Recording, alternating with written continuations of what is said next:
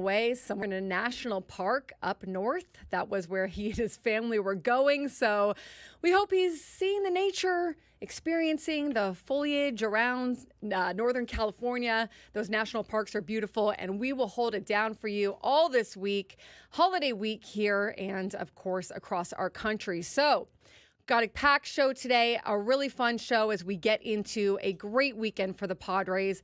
Would have been nice to get that sweep yesterday, but overall, a really nice showing for them in Boston. We're going to get to all of that.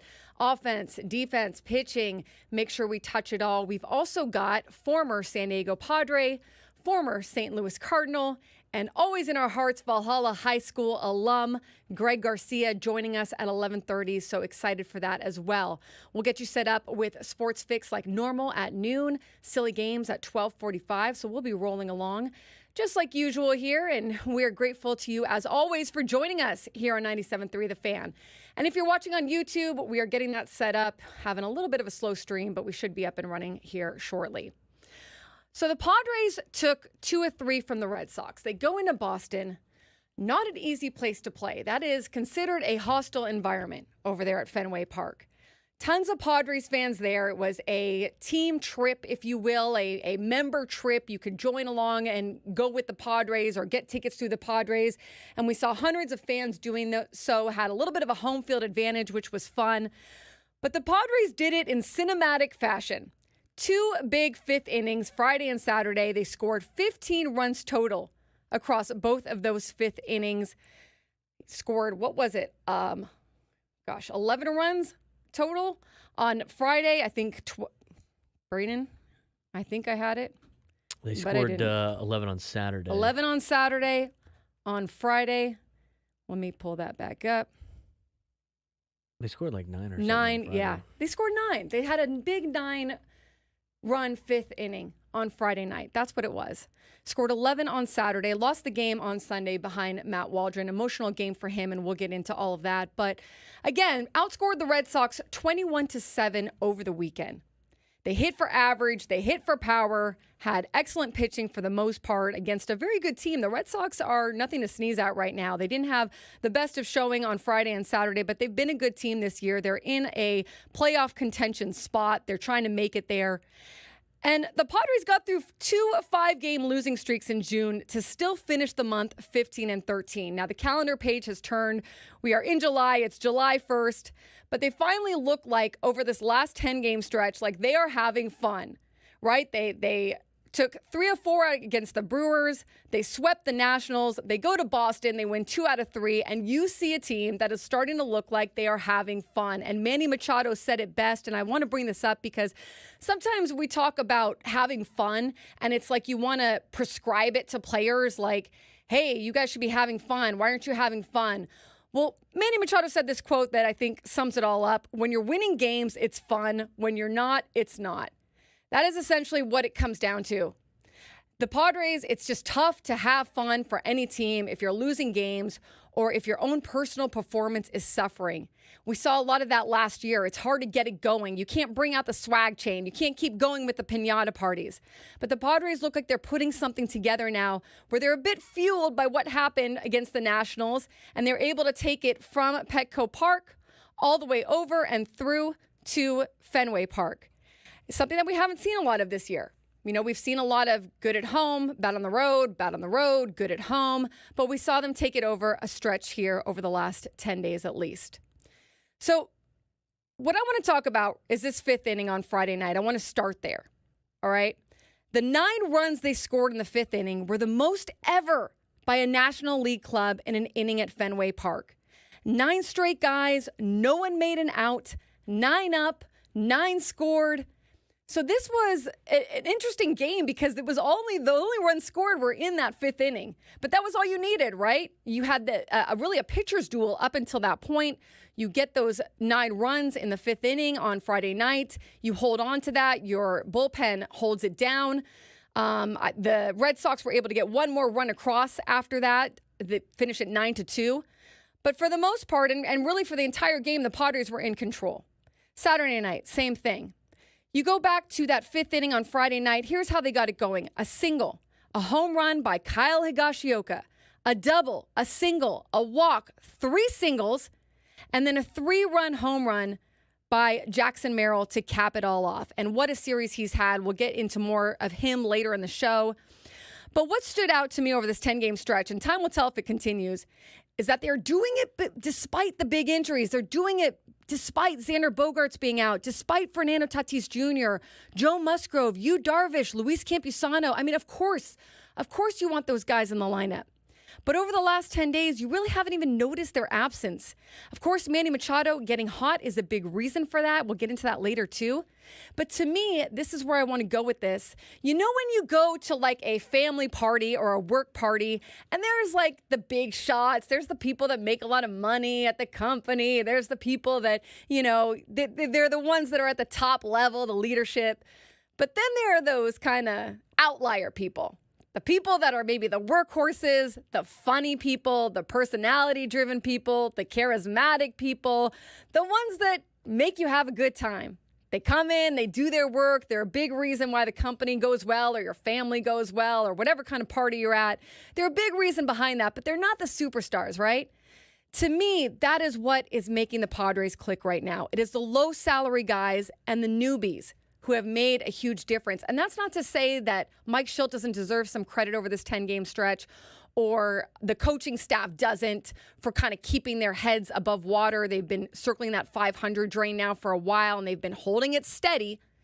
And again, I don't know if they can continue this, but you've got Jackson Merrill, Luis Arraez, Jurickson Profar, Kyle Higashioka, Donovan Solano, who have really contributed to a different kind of culture. They've got a hunger to prove themselves. They've got a lunch pail kind of mentality. They show up, they get their work in, they compete every game. That, combined with the superstars, has made for some magic over these last 10 games. Will it be enough to hold it down for the stretch coming up? Can they withstand those injuries? That's a different question. But to me, those hungry guys, those guys that want to show up, compete, get their knocks in. They want to help the other guys out, be there as part of their teammates, be a big part of their team. That's been a big difference. You know, Jackson Merrill, I talked to him in the clubhouse last week. He is very good friends with Fernando Tatis Jr. That's a guy who's been very close to him to start the season, a guy that he's really leaned on. He was so upset when Fernando Tatis Jr. was put on the injured list because that's his dude. That's his buddy. And you know what he said to me? He said, yeah, I'm just going to go out there and try to fill the void. Like, no one can be Fernando, but I'm going to take it upon myself to try and show up in his absence. Jackson Merrill's a rookie. He's 21 years old, just turned 21, first year in the big leagues. That's the kind of mentality that he's showing up with. And he doesn't say it apologetically. He doesn't say it like, I know I'm just a rookie, but I'll do what I can do. He says it like, no, damn straight, I'm part of this team. I'm going to show up. I'm going to do a great job because that's my role. That's my job here. So that's just something that stood out to me. Luis Arraez has changed the approach and the mentality of this club. It was like he gave them permission to say, hey, we don't just have to hit for power. We can just go out there. We can hit our singles. We can hit our doubles. We can take guys in. We can hit all around the field. It was almost like a little sigh happened of relief of kind of like, wait a second. We can do this, maybe not to the level Luis Arraez can, but we know how to do this too. We can be gap-to-gap hitters. We can also do what he does, at least to a certain degree. Okay, let's exhale. Let's do some of that. Jackson Merrill, like I mentioned, he's influenced the energy, the confidence of the club, in addition to bringing the production. Jurickson Profar, he's been the smiling, edgy, controversial at times, low-cost, million-dollar veteran leader who's also been their MVP the first half of the season.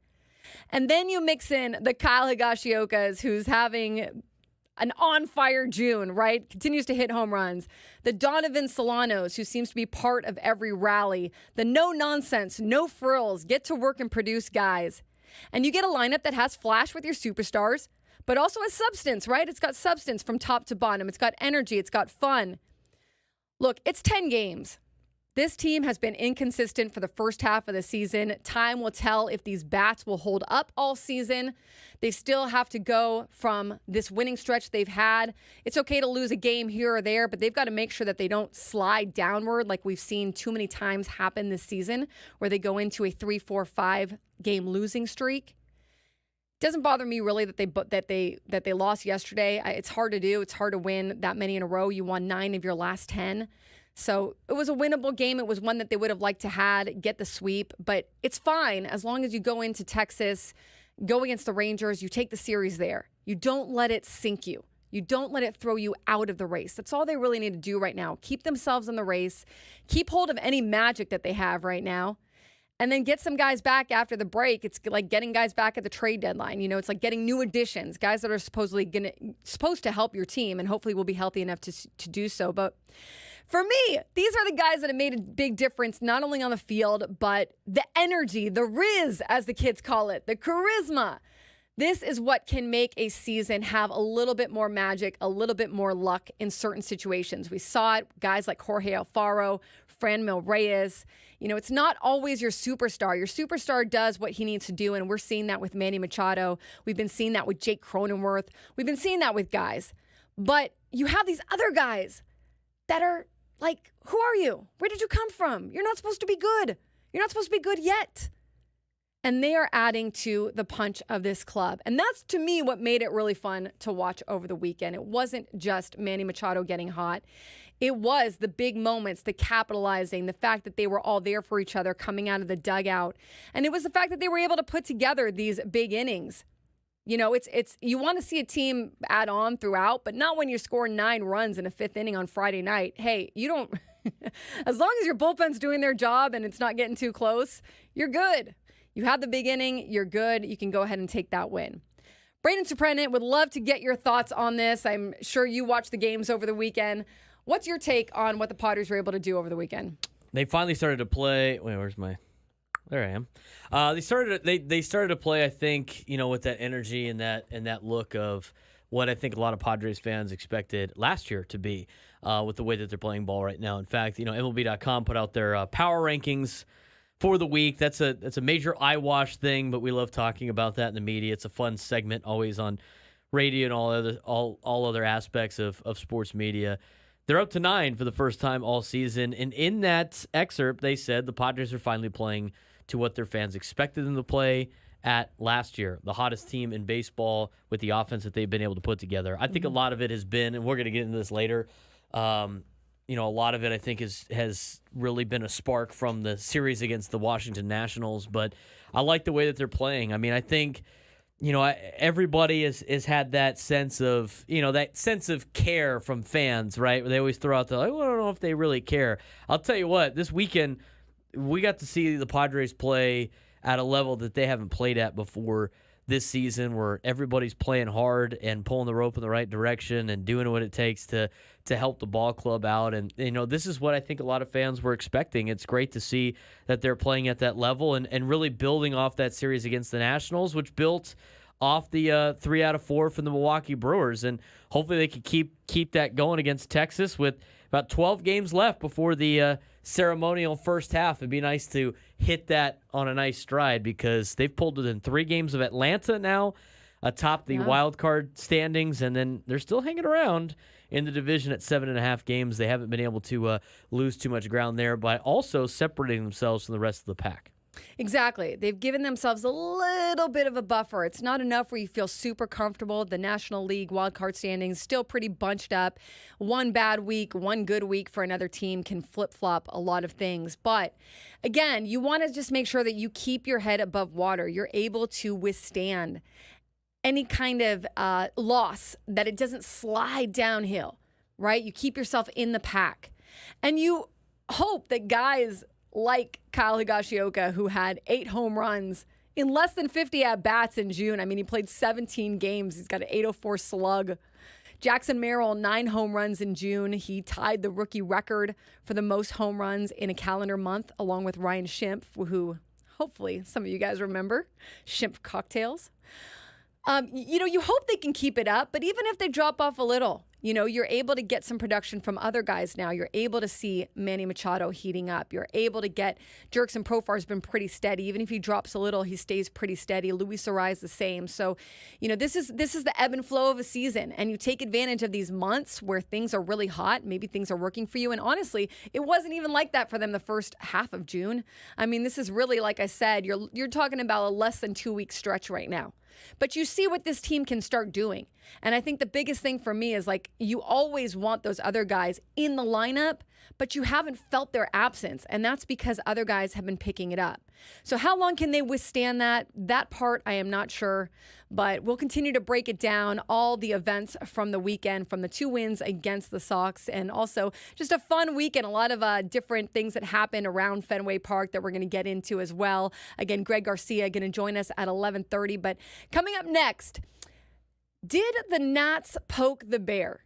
Is a lot of this because the Nationals poke the bear? We'll get into it next here on 97.3 The Fan.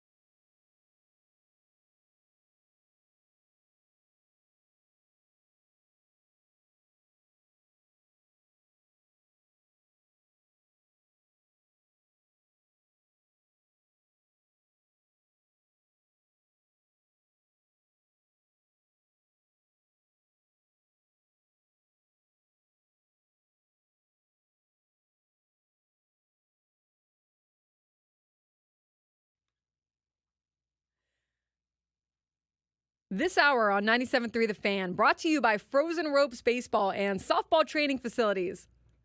Frozen Ropes now signing up athletes ages 6 through 12 for baseball and softball summer camps. Half-day, full-day options are available. Make it a Frozen Ropes summer. For more information, visit SanDiegoFrozenRopes.com.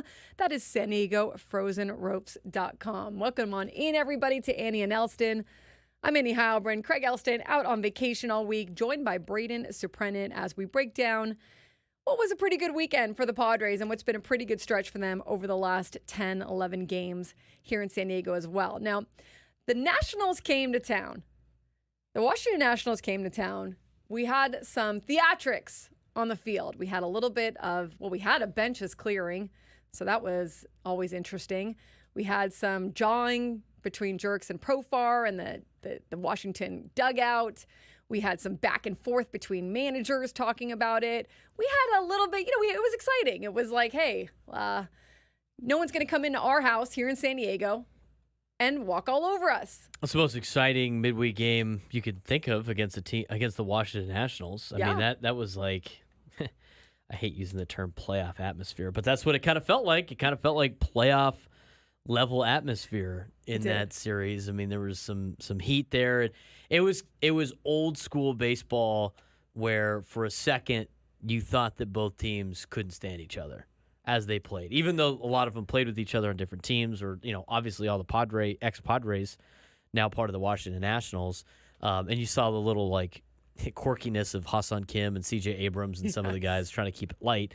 But there was a sense of reuniting. Yeah, right. There was a sense of I don't really like these guys. And having that attitude, because the players that have the red ass, that's going to happen in those type of situations. But it brought some fire to this Padres team over that 3-game series, and then continued into the Red Sox series. It was a rivalry you didn't know you needed. You think there's the Dodgers, maybe the Giants. The Nationals was the rivalry you didn't know you needed, but you wanted. It's the Harvey Dent rivalry, the rivalry we needed but don't deserve. Right. It's exactly what that is. Right, and remember the Padres play the Nationals in Washington. It's later this month, I think, Braden, isn't it? I think. Yeah, where's your schedule? Yeah, my schedule is here. It's my schedule is so beat up. You should see this thing. This is why I need it laminated. They play the Washington Nationals end of July after the All-Star break. Might have a few guys back by then. But that should make it a little bit chippy, a little bit interesting. We'll see how and if the Nationals are still in it by then or by how much. But they were playing well for the Brewers, right? They won that last game in Philadelphia. They came home, had some really good offense at Petco Park. Lots of home runs, won 3 out of 4 against the Brewers. And then went and swept the Nationals. Then they go to Boston, and this is something we haven't seen from them a lot, taking it from the road, or from home to the road, or the road to home, taking the winning streak, right? But they went ahead, they did that, they continued the good offense. So, Braden, do you think that it was the Nationals that kind of took them up a notch? Because they're definitely playing as if they've been taken up a notch. They were playing. They played well, as you mentioned, the series against Milwaukee, and then the last game in Philly. That it's one of those situations where it was only a matter of time, just based on law of averages, that they were going to turn it around after getting swept by the Mets, and then not really looking competitive at all in the first 2 games against the Phillies. Then they take care of business against the Brewers, which they have won that season series now, as they've owned Milwaukee all year for some reason. It's funny how matchups play out. So they were already a little bit hot at that time, but I think it took them to a different level. I think that was one of those events that you see teams that end up going deep into the playoffs or winning a World Series, or they can look back on and go this is one of the turning points of the season. You see that with a lot of teams in different leagues all the time. And just sticking to baseball, I mean, it's a walk-off winner that ignites everything for a big streak. It's a big comeback that ignites everything for a big streak. Yeah. Or it's some type of brawl where it all of a sudden, as Michael Jordan would say, I took that personally. Yeah. And that's how the Padres viewed that. It was great to see some fire out of them, and it was great to see them go for the throat of some teams here where they haven't really done that. I think the biggest difference has been, and they'll never admit this, but majority of the season, and there's a stat on here, teams the amount of times teams have been 500 this season, the Padres lead the field with 25 times that they have been 500. And based on the post-game press conferences and based on, kind of lineups and the way that the Padres have played, it's just seemed like they have been satisfied with just being in the playoff race, right? Just kind of being in a playoff spot, just hanging around and sitting there going like, we're in a good spot right now. We don't need to push too much further. We don't necessarily need to get it in gear. It's not like we're falling out of the race. But this week was the first time that they looked like they were the aggressor, and we're going to go kick this team's ass no matter what. Regardless of what it is, we're going to go turn it on. And it's interesting to watch them play out and see how they continued that into Boston, because it's one thing to be, upset with the way the Nationals reacted to Jerks and Profar's overreaction of a victory in the middle of June, right? You go, let's go beat their ass for 3 days, and then let's move on. And then you have an off day in Boston. It's a great city to be in for an off day. So much to do, so much history to check out. And all of a sudden you can have a reset day, and then you don't do well against a team like the Boston Red Sox. But no, that wasn't the case. They went out there and pummeled them from the get-go on Friday, and then they continued it again on Saturday. Sunday, it was only a matter of time because the Red Sox had been red hot. Mm-hmm. But it'd be nice for them to continue this, because we can keep saying, and you've said this a lot all year, maybe this is where they start turning it on. I've seen a difference in the way that they've played the last couple of weeks than in the previous weeks leading up to that series against the Nationals. Yeah, I agree, and I like the term that you used, aggressor. They do. Sometimes they just look like they're sort of reacting all the time. On this stretch, they look like they are coming at it from an offensive standpoint. I don't mean offense like hits, although that's part of it, but just from, an offensive standpoint in terms of your strategy, how you're going to go about it, how you're going to attack the game, how you're going to be aggressive. And really, that's what Mike Shildt wants them to do. I mean, that's the kind of team that he wants to build here, a team that is always on attack, always looking for little edges and fringes in which you can get another run or put pressure on the pitcher or steal a base. It hasn't, the execution hasn't always been there for them, but through the course of a 162-game baseball season and into the playoffs, you have to find your own bulletin board material sometimes. There might be someone that looks at that whole thing that happened with the Nationals and is like, this is really dumb. This whole thing is really dumb. And they're probably partly right. It is dumb. That entire situation was dumb. Anything to get all that mad about, right?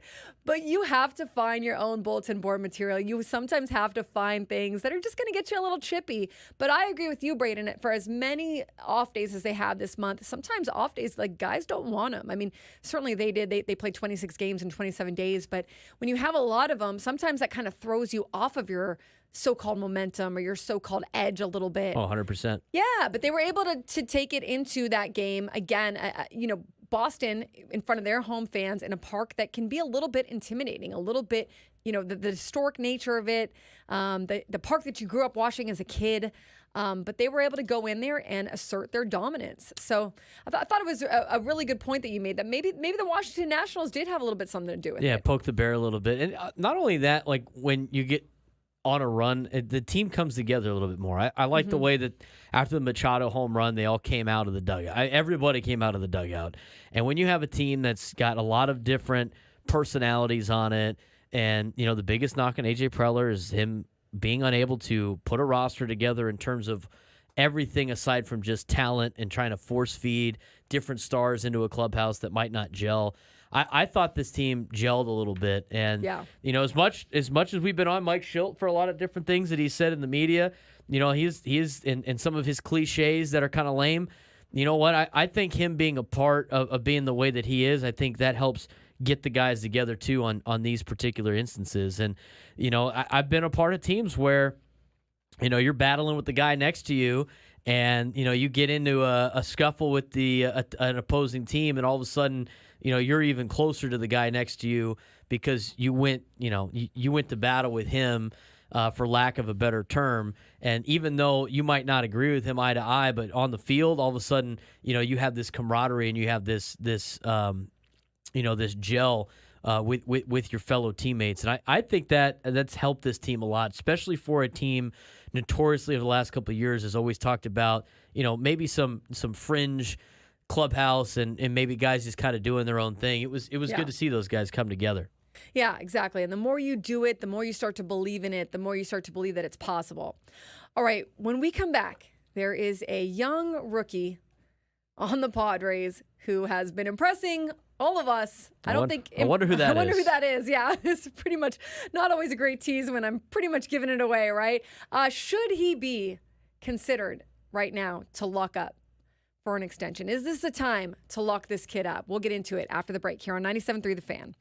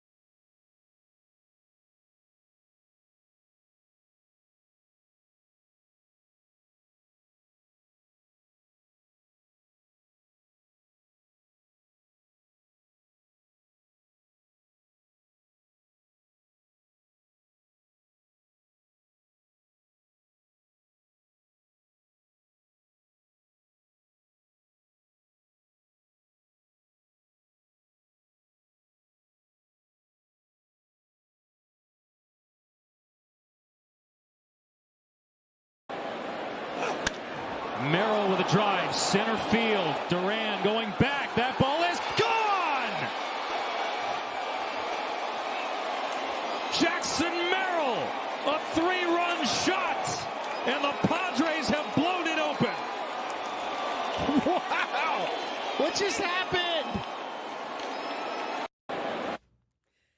Jackson Merrill capping an incredible 9-run 5th inning on Friday night on a national stage, Apple TV Plus. He did it. Just a great 5th inning for them. And he does it at the ballpark where he grew up watching the Red Sox. He was a huge Red Sox fan growing up.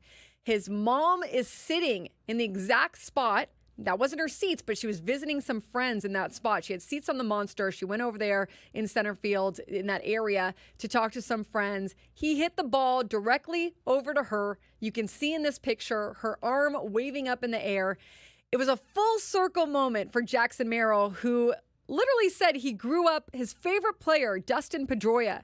Xander Bogaerts was his favorite player as well. I don't know how old that makes Xander Bogaerts feel, but he's playing with a kid that grew up watching him and is his favorite player. That's right. He was at Fenway in 2013 as a 10-year-old. He had an obstructed view seat, like literally a signpost right in front of his seat on the day the Red Sox clinched a playoff berth. But Jackson Merrill, he goes 3 for 4 with a double on Sunday. He went 7 for 14 with 2 home runs, 2 doubles, 5 RBI, 3 runs scored in the 3-game series against the Red Sox.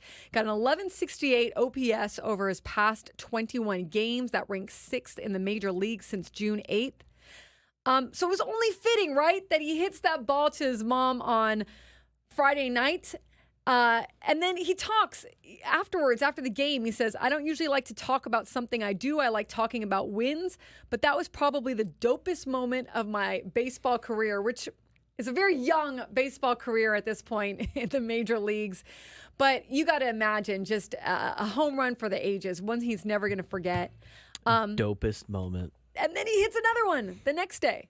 Yeah. Dude, Jackson Merrill's all about dopest, ballers. What ages Xander Bogaerts more? The fact that Jackson Merrill, as a young teenager, watching him play as his favorite player, or the fact that he uses the term dopest? Yeah. Well, that he uses the term dopest, obviously. No cap. No cap. He's a no cap. He's a baller, he's gamer. Standing on business. Yes, that's right. He's all of the phrases that the high school kids I coach say that Yeah. I have now ruined for all of them, which is hilarious. He keeps it real. He keeps it young. And That's this is right. also a big deal, I think, with the veterans. Like, you hear about this all the time. You bring in young guys. They kind of ignite a little passion in the veterans. The veterans see a little bit of themselves in these young guys. But a lot of times they don't produce to the level that Jackson Merrill is producing. They don't get it done to that level that he has the first half of the season. For center fielders around Major League Baseball, he's second in OPS, second in slug, second in on-base percentage, second in average, to only Aaron Judge. Aaron Judge is leading those categories. He's already been named as a starting center fielder for the All-Star game. We'll see whether he plays or not. But then there's Jackson Merrill. I mean, what's been impressive to me is that the league has adjusted to him, and then he's adjusted back. He doesn't get fazed by much of anything. He really loves to win. He hates to lose. He's one of those guys, he hates to lose. And he wants his teammates to do just as well as he is. He wants to be doing well alongside them. That's a big deal for him. Now, Braden, I heard on the broadcast on Apple TV Plus when he was in the conversation for Rookie of the Year, the announcers, I forget which announcer it was, saying, hey, slow down the Rookie of the Year talk. He hasn't even hit the August rookie wall, which could be true, right? I mean, we've talked about it. It can be difficult for a guy to come up to the big leagues and play at this level for this kind of intensity. He might be used to playing this many games, but the intensity is way different. But there's something that Jackson Merrill showed us. It is that nothing really phases him. He's able to pretty much answer back, and I'm sure he's being talked to now as we speak about resting and trying to make sure that he stays healthy throughout the entire season and rested up. So the question that I have, Braden, and it's one that you've talked about as well. We've seen these young rookies get locked up by organizations buying out their arbitration years. They're usually team-friendly contracts, more money than the rookie would want to pass up, but tend to be team-friendly contracts that buy out the arbitration years that you're going to go through anyways, and then the guy hits the free agent market when he's really young still, probably pretty good if his career is going on the same trajectory, and he goes out then and he gets a really big, huge contract, either by the same team he's with or by a different team. So I don't remember the last time the Padres did this. I'd have to look back a little bit. I know they did this with one and it didn't work out for them. So I've got to go back in my archives a little bit. But with Jackson Merrill, I get the sense that it would work out. He feels like the kind of guy that you want to take a bet on. At the same time, do the Padres want to lock up that money so early in a career? What do you think? Well, for me, I mean, I think, in terms of, the saying fortune favors the bold, right? I mean, to me, with the way these contracts are going, you're taking the risk of him being a good player when it comes to signing him to a contract of, if he does not do well, now you're paying him a couple of $1 million instead of paying him league minimum. But at the same time, it's going to save you money on the long run, just with the way contracts are inflating. And the longer you wait, the more expensive that contract is going to be for trying to keep Jackson Merrill. Correct. To a sense that you would have to let him walk at the end of his time with the Padres, which is exactly what Atlanta did with Freddie Freeman and Dansby Swanson. So if you're the Padres and you want to sign this guy to a long-term deal, and I don't mean we're not giving him a Fernando Tatis Jr. contract. We're talking and he about got his kind of at the.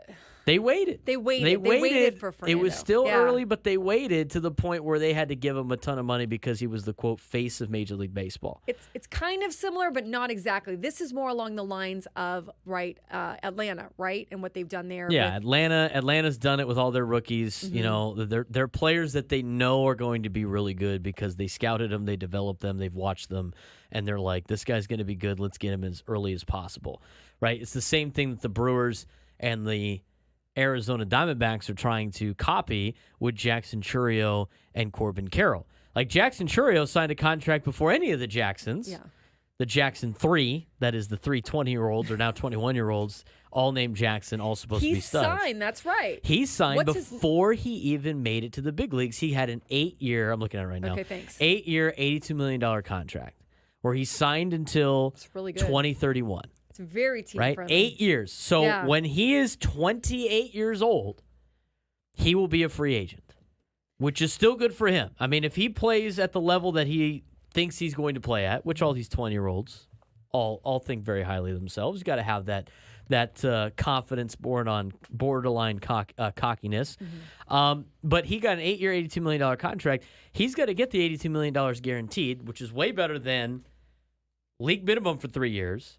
For him, and it's way better than having to deal with arbitration, which, by the way, you have a bad year, all of a sudden you're not getting paid as much. Right. And you still get to enter free agency when you're 28.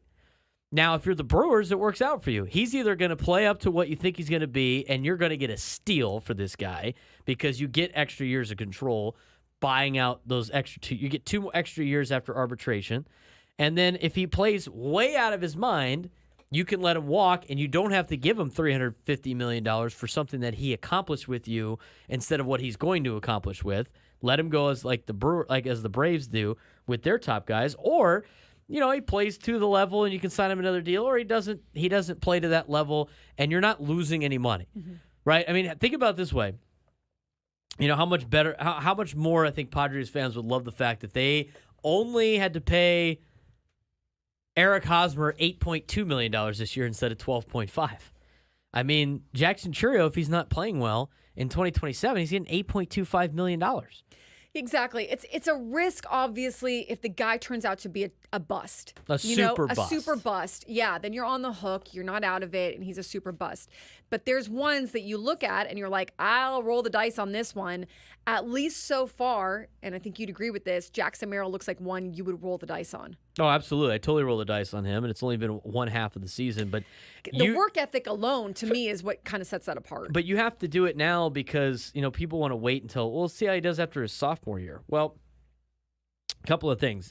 He's either going to struggle, which is very possible with the way everybody else has struggled so far in their sophomore year, where you can think about, give him a different offer now all of a sudden, or he could continue to play at this level. Let's say he plays at this level for the rest of this year and through next year. What do you think he's going to accept an 8-year, $82 million contract? No, he's going to be like, nope, I'll wait because I've put up some big years so far.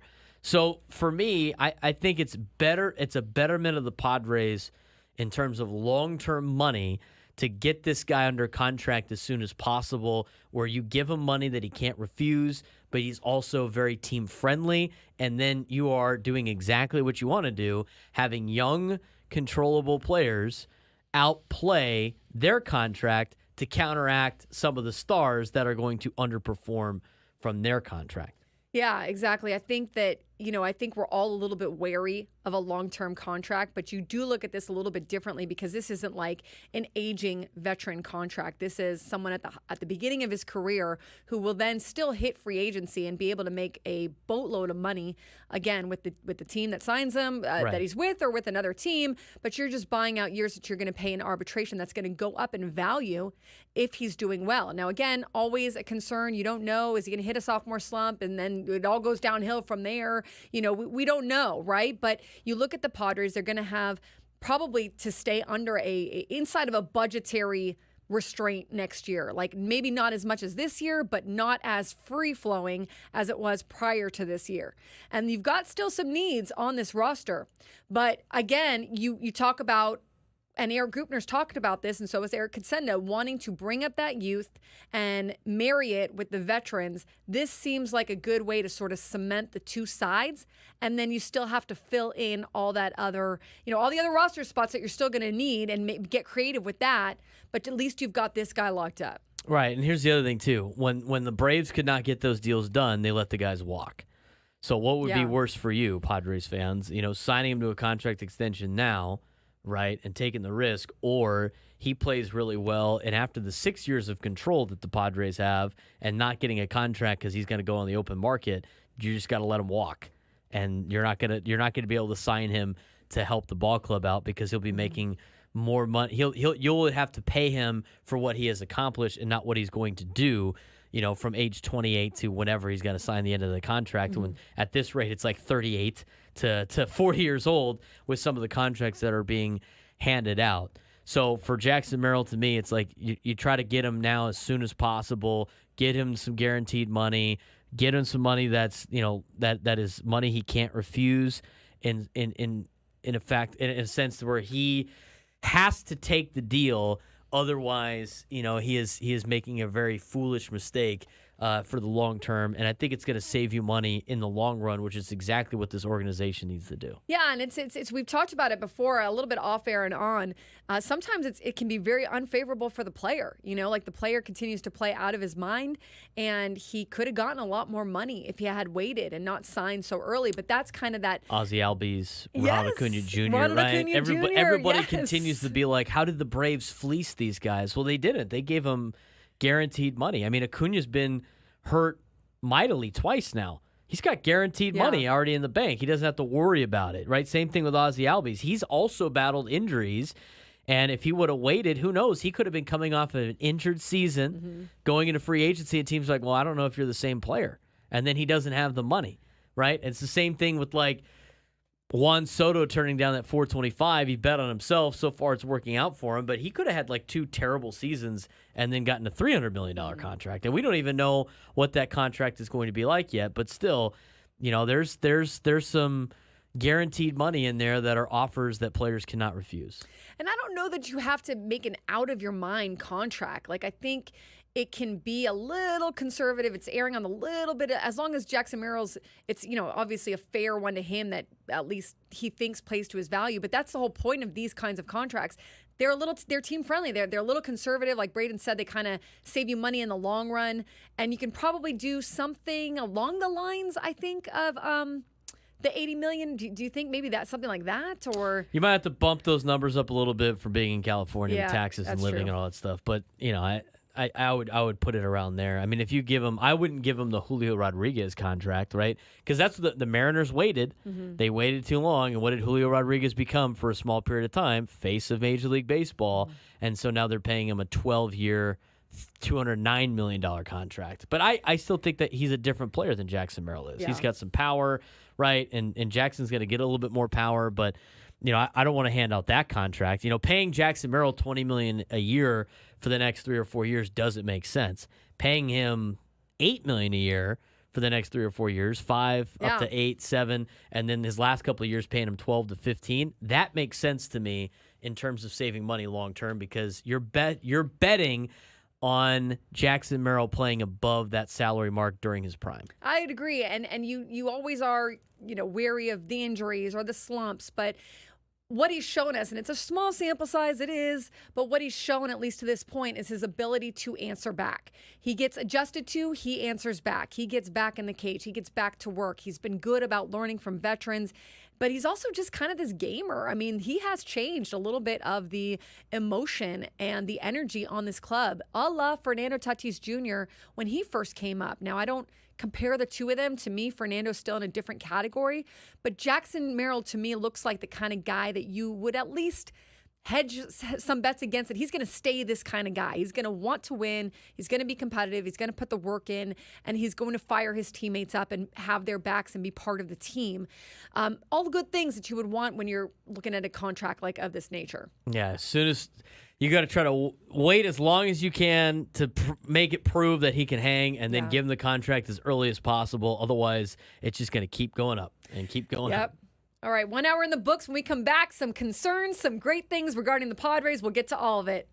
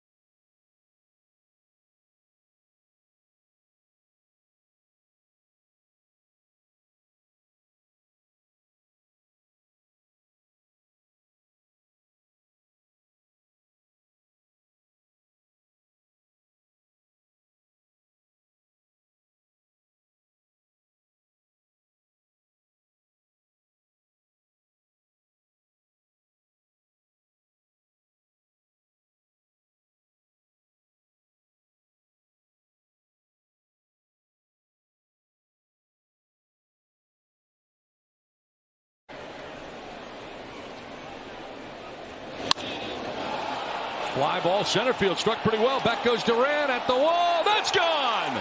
Machado's gone deep twice today. This is a 3-run job for Man O'Manny. Padres jump out on top, 8-0.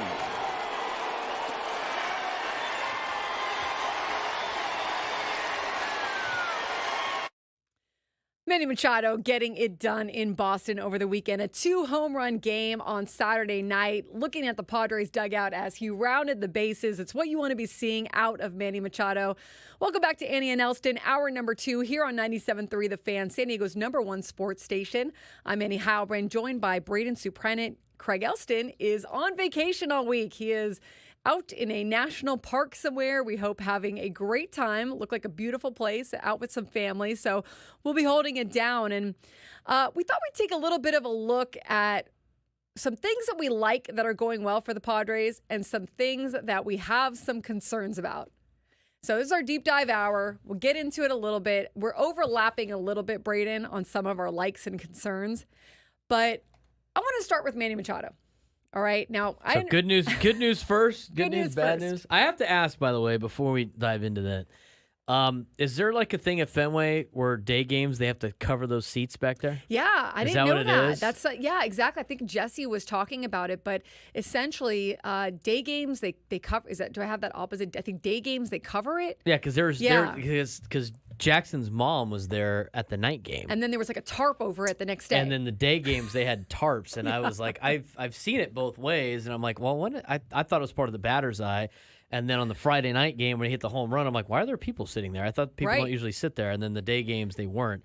It's got to be something where it's harder to pick up with during the day, or what did Jesse say? I missed the description of it. I think it's that it's just harder to see, right? It's like you want to see that black there. Does that sound right to you? Yeah, it's probably like a glare or something. Yeah, some kind of glare during or the some daytime, but at night it's not that big of a deal.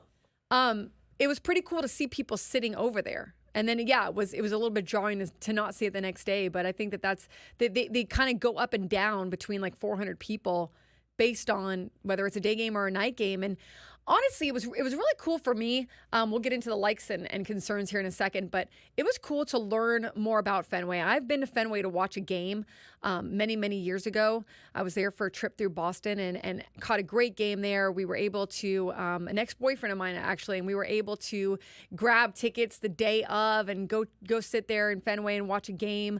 I honestly forget who was playing against the Red Sox, but tiny little seats, tiny little stadium.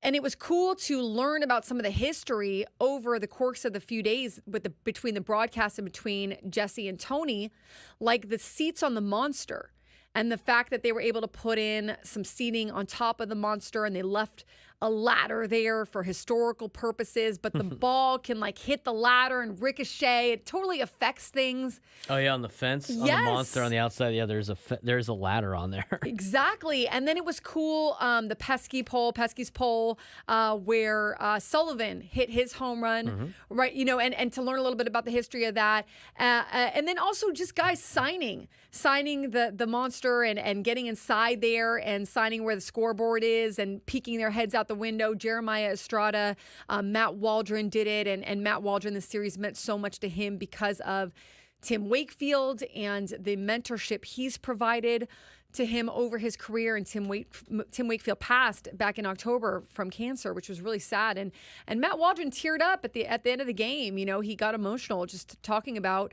how he felt him out there on the mound. Didn't have his best start of his season. Matt Waldron didn't have his most horrible start either. Just wasn't as sharp with the knuckleball. And honestly, he had been talking about Tim Wakefield all weekend. Part of me felt like sometimes this happens, right? Like you just, you're invested in it so much. You want it so bad. It kind of can, mess with your game a little bit. Like Matt Waldron will never make that excuse, but I will make that excuse for him. But still really cool for him to be able to get on the same mound that Tim Wakefield was on and had such a profound impact in his life and his career and with the knuckleball. So a lot of just kind of cooler, deeper meanings. Jackson Merrill signed it as well. So it was just fun to see them get so excited about playing there with all that history, because I know myself as a viewer and as someone who's been there, I felt the same way. Braden, have you been able to get to Fenway? I've never been to Fenway. We were going to go this year, but had a lot of different things pop up. I mean, it's very difficult in the summertime with coaching football and everything else. So that is definitely on our bucket list. We did the Yankee Stadium one last year, which was a blast. And some of the people that went with us last year to Yankee Stadium went to Boston this year. But that's kind of how I felt with Wrigley when I went to go see Wrigley, and I had never been there before. And I went for not a Padres game; it was Braves and Cubs this season. But like the surrounding area with all the bars, the stadium itself, and is Fenway and Wrigley Field like one of the nicest stadiums in Major League Baseball? No, not really.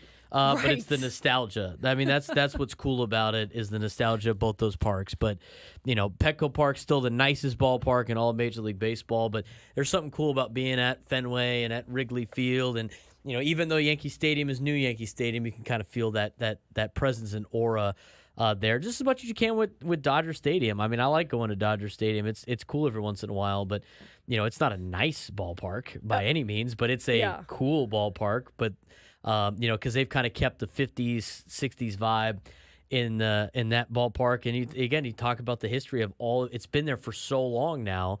You think about all the players that have played in that building when you go up there, and that's what makes it cool. Is it nice? No. But is it cool? Yes. Love it. I completely agree with you. It was cool to see the players. It was cool to see the monster. It was cool to see the players signing. The inside where the scoreboard is, and where they have like the little windows that open to the field, and seeing them kind of take the tour of that, and all the names that have been signed there before them. But I felt the same way. So when I first went to Wrigley, I went with for the Union Tribune, and the Padres were on a trip there, and it was really cool actually, because that was during a time when I went to like the MLB. They had like in New York City, they had like this MLB cave. And I went with Cam Mabin and someone else, I forget, and did a story there. And then there was just different players every day that I did a story with and a video with for the UT. And the team, the organization at that time was like so willing to help and wanted those kinds of stories, which was really fun for me. But I got to do like a behind the scenes at Wrigley. And I thought the same thing. Like, here I am carrying my equipment, my video equipment, my tripod, my camera. And it is like the hardest stadium to get around, right? It's nothing's working. The elevators aren't, hardly ever working, or the technologies, the escalator, whatever they have. Tight. Everything's super tight. You can't move. Same thing with Fenway. When I went to watch it as a fan, everything just very tight, very close, confined spaces. A lot of obstructed views at both Fenway and Wrigley Park. And people pay for those Wrigley tickets. Field. They literally sit behind like a pole that is wide enough, or like a signpost that is wide enough that they cannot see anything in front of them.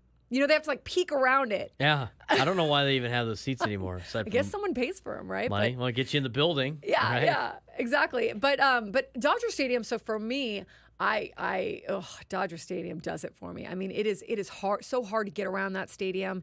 It is so difficult to get like up and down to the press box. You can't get the different levels. Yes. It's a maze, and then like you only can enter at certain spots where your tickets are, and then you're just kind of locked on that spot unless you want to take this. It's kind of a pain. Yeah, so that's when you really appreciate Petco Park and its spaciousness and its your ability to get around places. You can walk, you can cruise the whole stadium, which is super cool. Where you can't do that. I just used to going to games at Qualcomm as a kid, and then the Petco.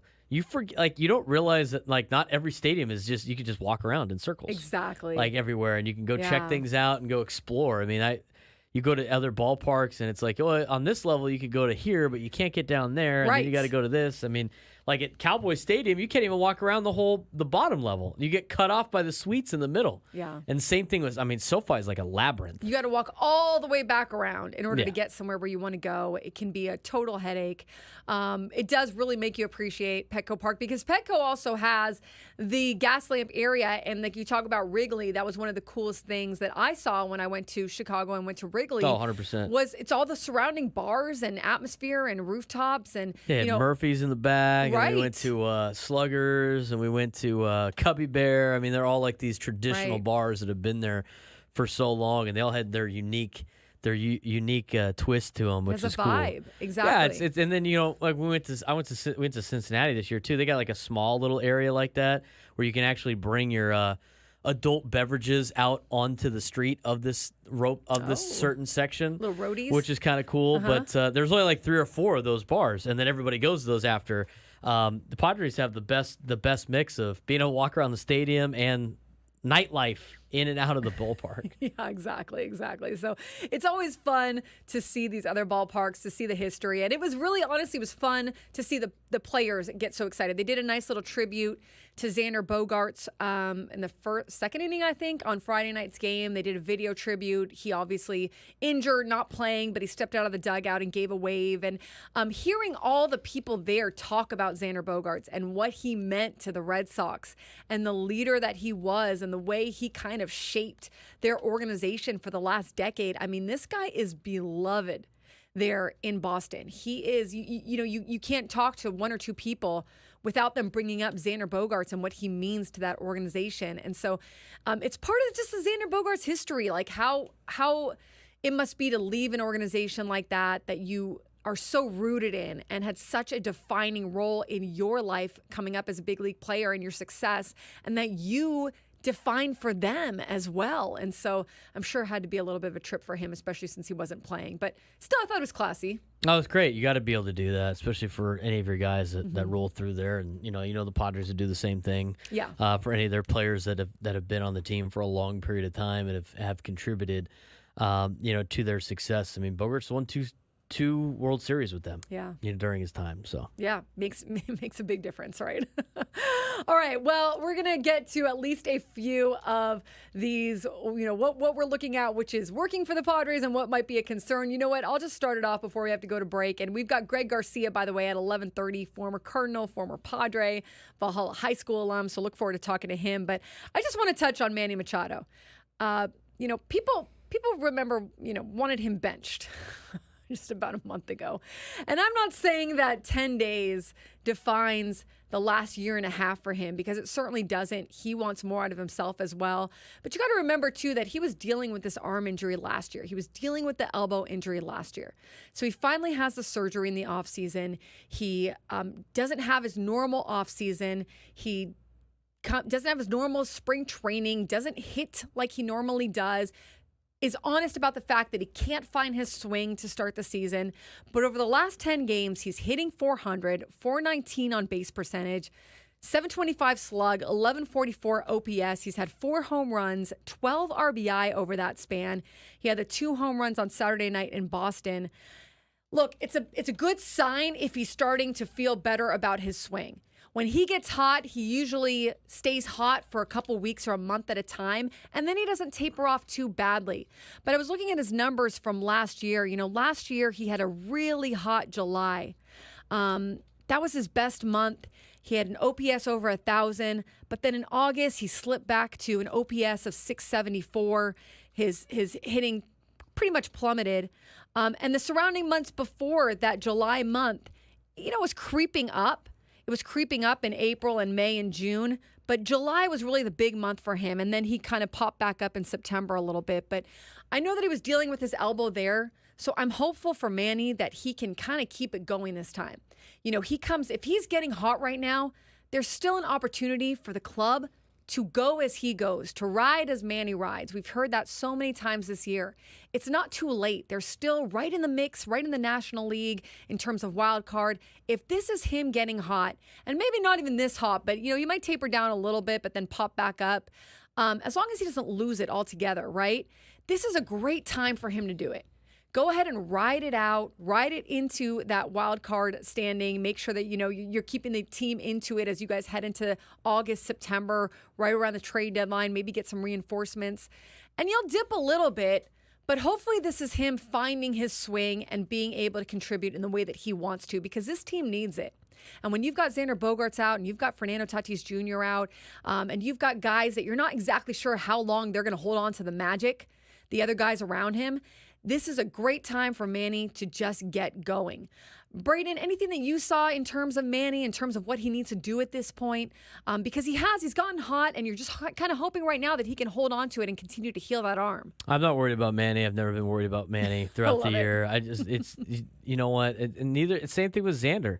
And even Fernando. I mean, at the beginning of the year, it was slow starts for all of them. Obviously Xander got hurt. He was starting to kind of turn it around right before he got hurt, but you can't worry about those players because you paid them to not worry about those players. I mean, they're here. You paid them for what they are, and you know what they are, and you know what they're going to be, and they might go through some slumps because it's a game of failure, but eventually they always turn it around, and they will always get to the point where they are the player that you signed them to be. And I don't think they're aging incredibly fast, as a lot of people always want to say and panic about. It's always a panic thing. On these overreactions. He's finally hitting his stride. We've seen him do this multiple times. He usually never gets out to a quick start, and then when he starts to hit his stride, it's contagious with the ball club. I mean, when Manny's up, the team is up. When Manny's down, the team is down. That's always been the case. That has been the case with Fernando. That has been the case without Fernando. And I'm not a big buyer into the whole, when Manny's here and Fernando's not, they always play well. I'm sure it seems like that, but I don't think that's I don't think that's the issue, and I'm not going to entertain that. Yeah. But this has always been a team since they signed Manny Machado in 2019. When Manny's playing well, the team plays well. When he doesn't play well, the team doesn't play well. Yeah. And I think we're about to see that. And, like you said, we'll see if he can continue it. I think he will, because that's who Manny Machado is. That's who he's always been, and that's a big reason why you gave him the contract that you decided to give him, and then the extension that you decided to give him as well. Yeah, absolutely. And like I said, he dropped off a little bit last year, but you also remember he was dealing with the elbow, and I'm not exactly sure how much that participated in his ups and downs last year. So hopefully got the surgery, getting that stroke back, able to keep it going, and that's going to be the hope for Manny going forward. All right, we'll take a break. When we come back, we'll get to more of our likes and our concerns as we roll right through here in hour number 2 of Annie and Elsten.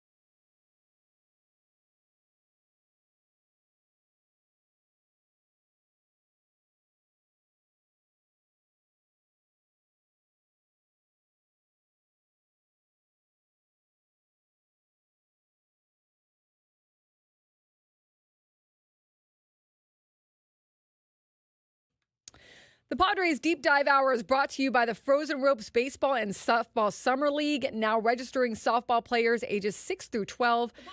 Whoa, whoa, whoa, whoa. Whoa, whoa, whoa, whoa, whoa. I turned the volume down. They were messing with Annie's computer remotely, and the volume got turned up in the process. All right, we're back. Back to Frozen Ropes. 6 practices, 6 games. Improve your skills. Make it a Frozen Ropes summer. Visit SanDiegoFrozenRopes.com for more information. We got Greg Garcia coming up at 11:30. Looking forward to talking to him a little bit around 11:30. But Braden, let's pop through a few of these. We can always get back to this segment later. So I talked about Manny. I talked about doing it without the superstars, getting the contributions from guys that are hungry, guys that are looking to prove themselves. That's been balancing out this lineup so far, and finally getting a little bit consistency. But that is also kind of one of my concerns because they've only been really having consistency from the homestand to the first half of the road trip, right? If you look at just June, let me pull it up here. You can see that they were a bit inconsistent, right? As they have been to start the season. They won the first game in June. Then they hit a 5-game losing skid. Then they won 5 of 6. Then they went on the road. They went 1-5. Then they came home. They had a 6-1 homestand. And then they went on this run of winning 9 of the last 10. So it's been consistent of the last 10 days or maybe almost 2 weeks, right? Barely. But it hasn't been consistent over the whole month, and it certainly hasn't been consistent over the whole season. So that's kind of a good and a bad to me. You're seeing a little bit of consistency, but you're also looking at, is the shoe going to drop on the other side?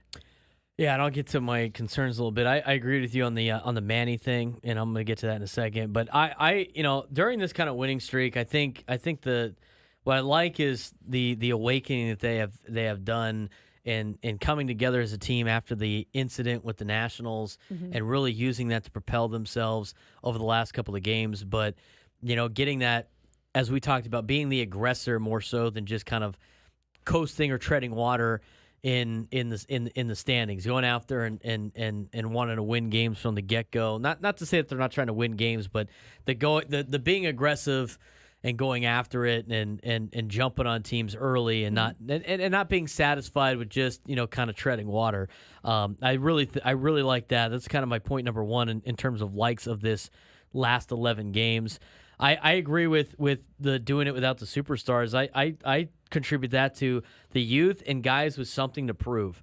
All these teams that do well in Major League Baseball, they usually have a supporting cast of players that are either rookies trying to show that they belong in Major League Baseball or some veterans that are trying to keep their dream alive and trying to keep their career alive in Major League Baseball. And you get that extra effort. You get that, determination and that kind of that individual. We might be not playing very well, but I got to play my ass off right now to be part of this. Thing. Yeah. I got to play my ass off to not be DFA'd. To keep my career alive. I got to play my ass off to get a good contract next year. I mean, there's a lot of different individual motivating factors, and when you have a group of a bunch of comfortable players because of what their status is, even guys that go out there and do good things that are proven players in Major League Baseball, human nature. I mean, you're comfortable. When guys are not comfortable, you're going to get their best. You're going to get their best effort. What happens to any person when they're backed into the corner? I mean, that's some of these players that you see right now playing for the San Diego Padres. You got Jackson Merrill, who's trying to show he belongs in Major League Baseball. You got Donovan Solano that's trying to continue his Major League career. You got guys like Kyle Higashioka that are trying to show, I'm a little bit more than just a backup catcher.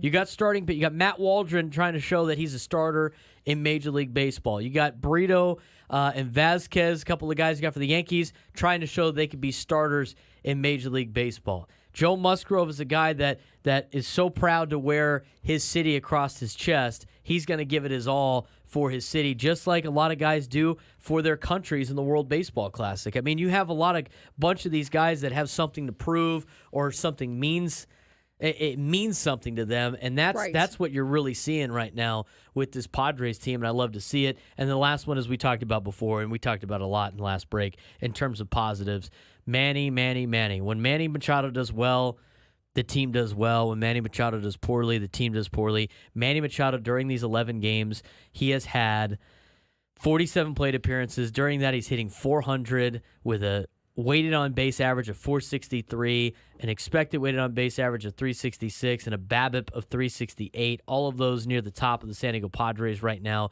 during this stretch, and that's a big reason why they've had success. Yeah, no, couldn't agree more, and it's working for them, especially over this last 10-game stretch.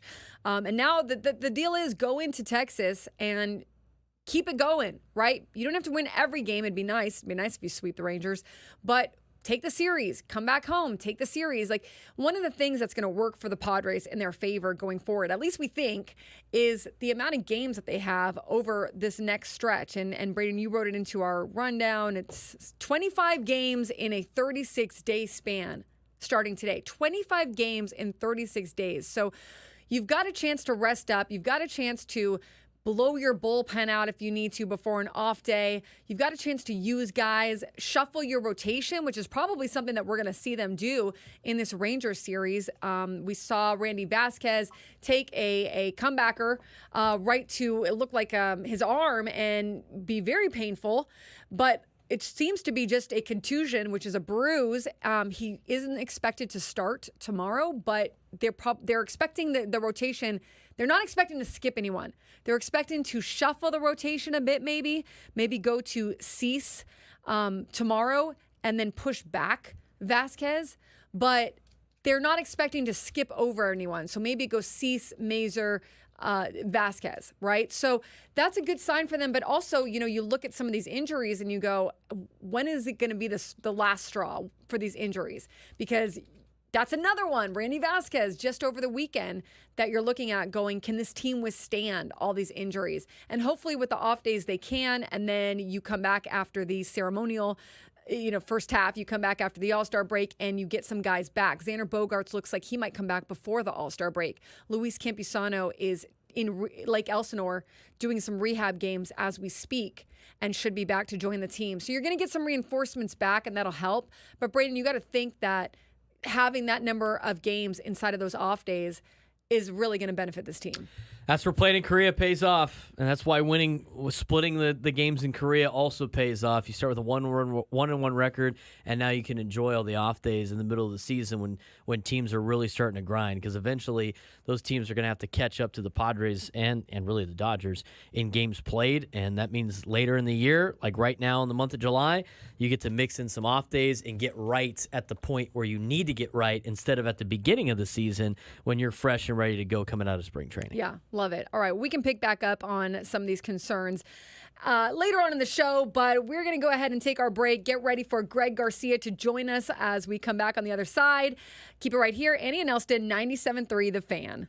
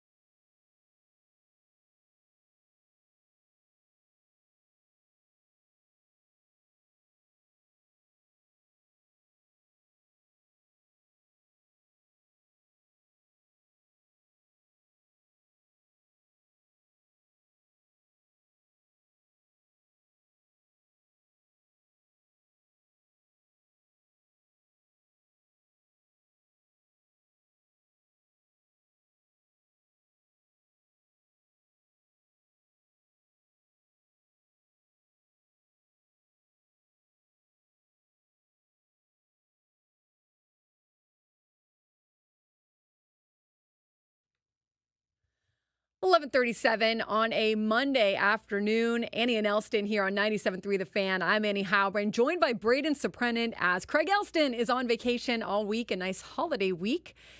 He's in a national park in Northern California, so hopefully having a good time with his family. We are efforting Greg Garcia right now, getting him ready to join us on our hotline. It is Bobby Bonilla Day. Every July 1st, I think people remember this or get a kick out of this. The calendar turns to July 1st, and everyone wishes each other happy Bobby Bonilla Day because on July 1st, Bobby Bonilla collects a check for $1,193,248.20 from the New York Mets, as he has and will every July 1st from 2011 through 2035. You think Shohei Ohtani's contract was something? Bobby Bonilla was the beginning of the deferred payments, or at least a big part of them here in throughout Major League Baseball and with the Mets, something that Mets fans remember very well. Well, we remember this guy very well. Former Major League infielder with the St. Louis Cardinals for 5 years, drafted by that organization, came up with them, then with the San Diego Padres for 2 seasons. He grew up around the game of baseball. His grandfather, Dave Garcia, was a big league manager, and Greg would be around the ball fields with him when he was younger. Perhaps the most important accolade of them all, he is an East County native, Valhalla High School alum. Right, Greg? You got to have that holding to your name. How are you? Yeah, no doubt. Good, Annie, good. Yeah, thanks for having me on. I was excited to get on and catch up with you, and you guys are doing a great job on your afternoon show. It's been really, really good content with some really good takes. Really appreciate it, Greg. Thanks so much for saying that, for listening, and for being on with us. Such a pleasure to cover you for the 2 seasons that you were with the Padres and to still see you around the ballpark. Saw you and your beautiful wife, Hannah, at the ballpark just about a month ago taking in a game. And I love that you were front and center. You were not moving for a pitch. I mean, you were locked into the game. You were making. Do you still? Sometimes guys, when they leave Major League or when they leave any sport, like a professional sport, it can be difficult to come back and watch. But you're still in it, right? Like you enjoy every part of it. Yeah, it's fun. It's I was telling Hannah, and people that when I go to the game now, I'm more nervous watching it in the stands than you are playing. I sometimes I'm like, I can't believe what a spectacle it is. And obviously with Petco being the atmosphere it is now, it's absolutely rocking. And I'm more nervous for those guys playing now in front of 45,000 fans than I was ever, when I was playing. I was never all that nervous. But yeah, it's a great time to be a Padre fan. Petco is an awesome atmosphere, and I probably get to 5 to 7 games a year, and it's always a joy. That's awesome. You played with the Cardinals, but when you played in San Diego, 2019, it did not have the fan attendance that it has now, and then 2020 was COVID. Yep. Is this reminiscent a little bit of being in St. Louis with the full stadiums, or does it have a different vibe? How does it stand out to you? I think what I always appreciated about St. Louis was you were going to get 40,000 people at every game, no matter if it was a Wednesday day game or a Friday night game. It didn't matter if we were playing the first place team in the division or the last place. It didn't matter. They were going to show up. That fan base is unbelievable. I think what San Diego fans are doing is that they're showing up, which is key, and they are loud. It is electric. I don't think St. Louis would get as loud as San Diego does now.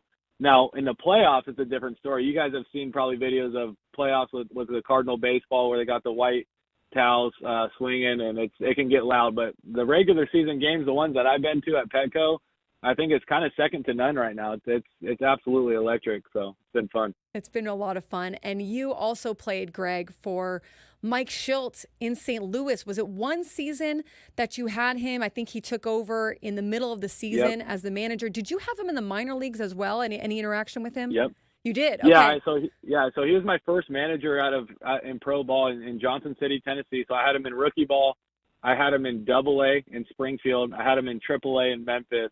And then, I had him in that half season there in St. Louis. I believe that was 2018, my last year with the Cardinals.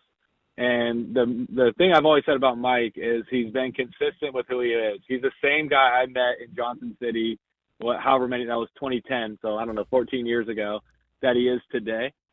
And I guess the one thing that, we'll probably get into some of this stuff later, but the thing that I think he does well is he gets the most out of his players. So seeing, Jackson Merrill doing what he's doing, seeing Profar doing what he's doing, seeing the Waldron kid kind of doing what he's doing, I think people don't really understand maybe the effect that Mike Schilt has on those types of players. The younger players are, Profar, obviously he's been around for a long time, but really reaching his full, capabilities this year. And the confidence that Mike instills in you is, it's really special. And it's something that I experienced. I had some of my best seasons when he was my manager, just because he has full belief in his guys. And you can see how he defends his guys, and sometimes that gets taken the wrong way, but it's absolutely true to what that guy is and what he stands for. And I think you can see it in how his players are responding to it. So he's a great guy, great manager, and an absolute baseball rat. So no one better to talk to than you, Greg, because you've seen both sides of it with the Cardinals, with the Padres. You know these players, you know Mike Schilt, and you're leading me right into some questions I did want to ask you about, because you may have seen, and I don't know how much you pay attention to press conferences and quotes and whatnot, but we are learning that Mike Schilt absolutely has his players' backs, right? Like, he is not going to call out a player in front of the media. He is also very positive. He has a lot of belief that I personally, from talking to him, I think it's just who he is. He leans positive. But sometimes a question comes up, well, what does constructive criticism look like? I mean, is it all just positivity behind the scenes? And I love that you're bringing that up about the belief, because just talking to Jackson Profar a few weeks ago, that's what he said to me. He says, Mike Schilt lets me play free. He lets me believe in myself and take chances and play free. And these guys just eat it up. They love it, right? And it sets them up for having success later in the season if they believe in themselves. But how does he handle things behind the scenes in terms of constructive criticism, or maybe if the team is in a losing stretch? What do you remember about that? I think the only time I've ever seen Mike, and it's not that often because he controls that clubhouse, but the only time I would see him maybe get on somebody is if there was a lack of effort, not having your teammates back. He's big into all of that. This game of baseball, he understands.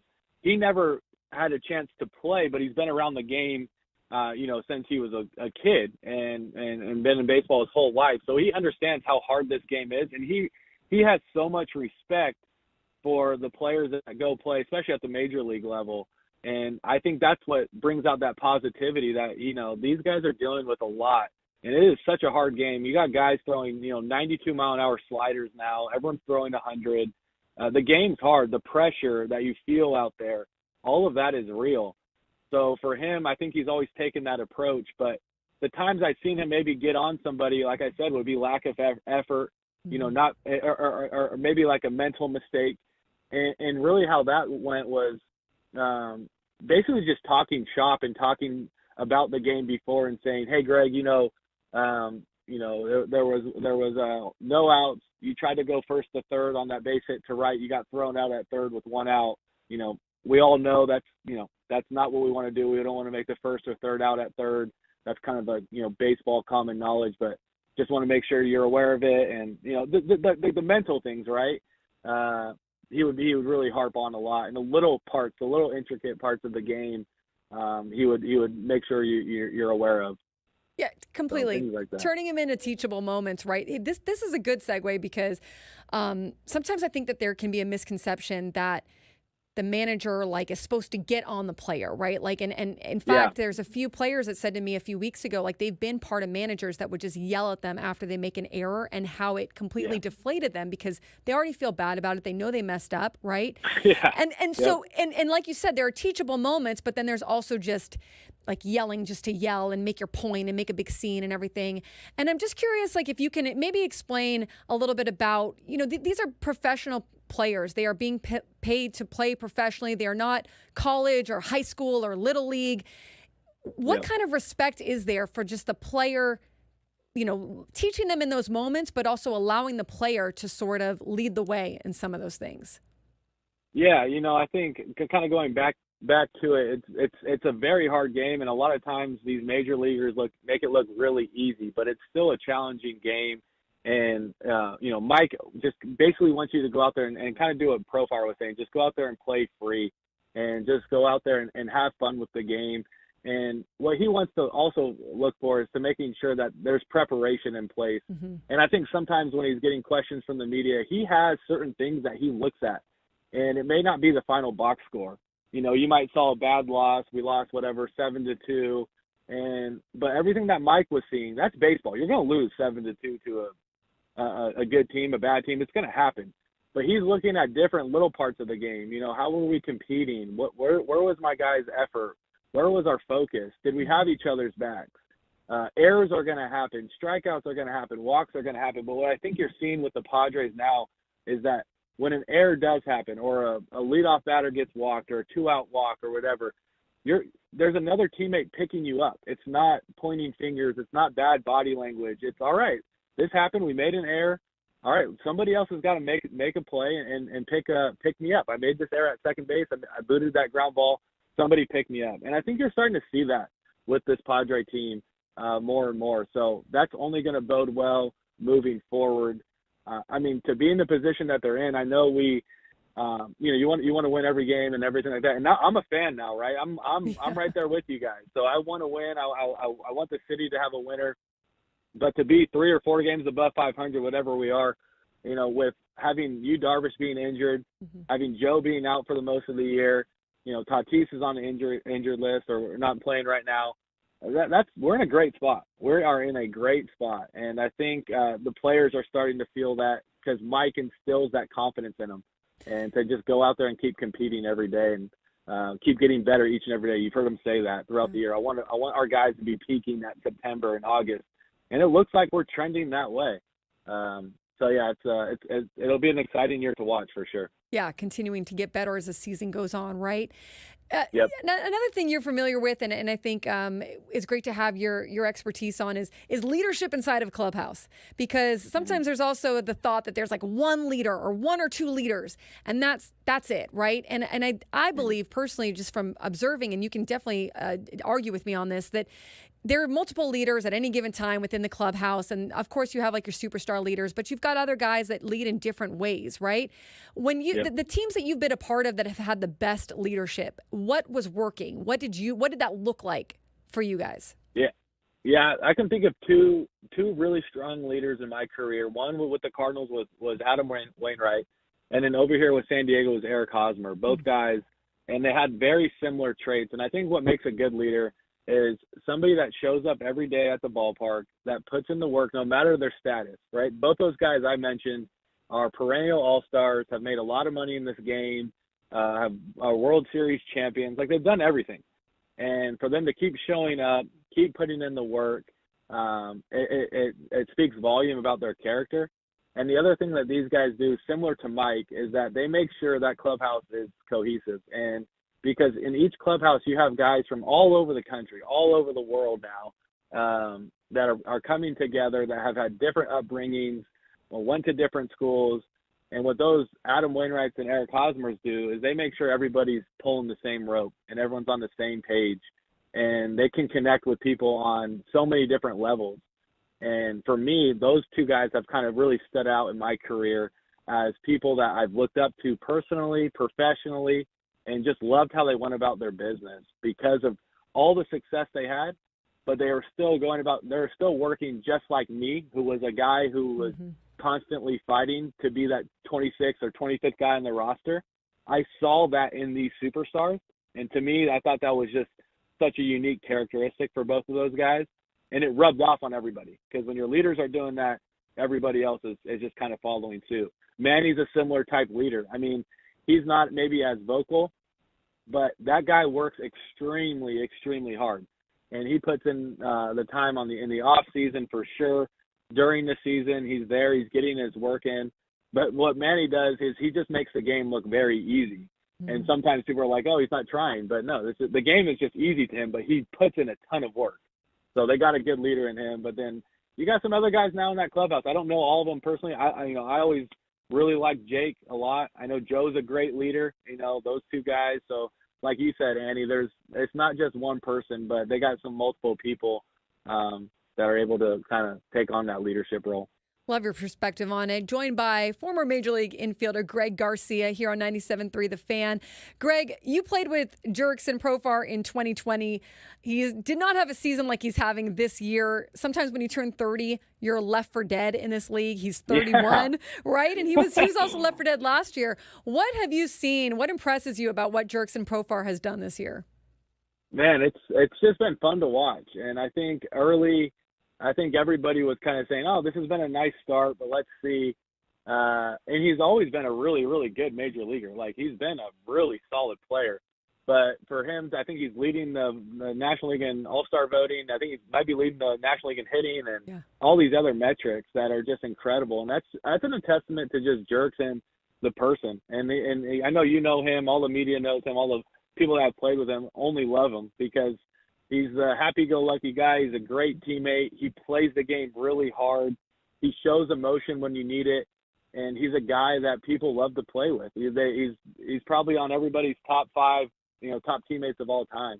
So to see him having the success he's having this year has been just so fun to watch. I'm so happy for him, and all the work that he's put in. It's kind of all coming up here in this season. And it's a joy to watch. And I wish him nothing but the best and to finish this season out strong. Greg, we're running out of time. You had a terrific major league career, 7 seasons. Also really, really a great hitter. And I would love to get into hitting with you a bit at another time, just kind of get into some of the intricacies with that because you can lend a great perspective on that too. So hopefully we can have you on again. Really appreciate you taking the time today. No problem, Annie. Thank you for having me. Hope you guys have a great rest of your day. You too. Thanks so much, Greg. Greg Garcia, wonderful for him to join us. Braden, really a great career, especially someone who was part of a lot of big moments between the Cardinals and the Padres. Yeah, absolutely. I mean, anytime you can play in Major League Baseball for multiple years and do it at a high level, it's very impressive. And he had a great career playing for the Cardinals and the Padres, obviously, as we mentioned. It was cool when I was doing pre and post, go down there and talk. He was very easy to talk to. We talked about Mexican food, talked about a bunch of different things in our interviews that we did for the pregame show, and it was always fun talking to a fellow San Diegan. He's East County. He keeps it real. I love how much of an Aztec supporter he is too, even though he went to Hawaii for baseball. Yeah. It's cool to see him at Viejas Arena, but it's funny that he's living and dying at every pitch in the stands, but he wasn't necessarily doing that when he was in the dugout. Beautiful wife, beautiful kids. He does a lot of daddy duty too, so fun to see him around. Hopefully we'll have him on again. All right, when we come back on the other side, Sports Fix up next on 97.3 The Fan.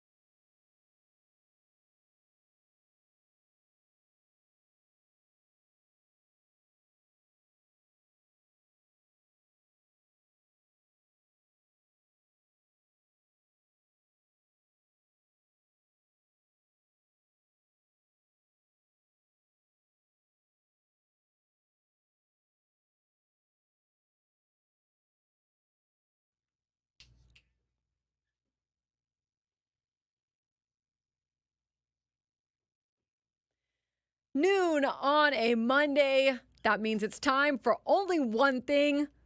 Let's hit it.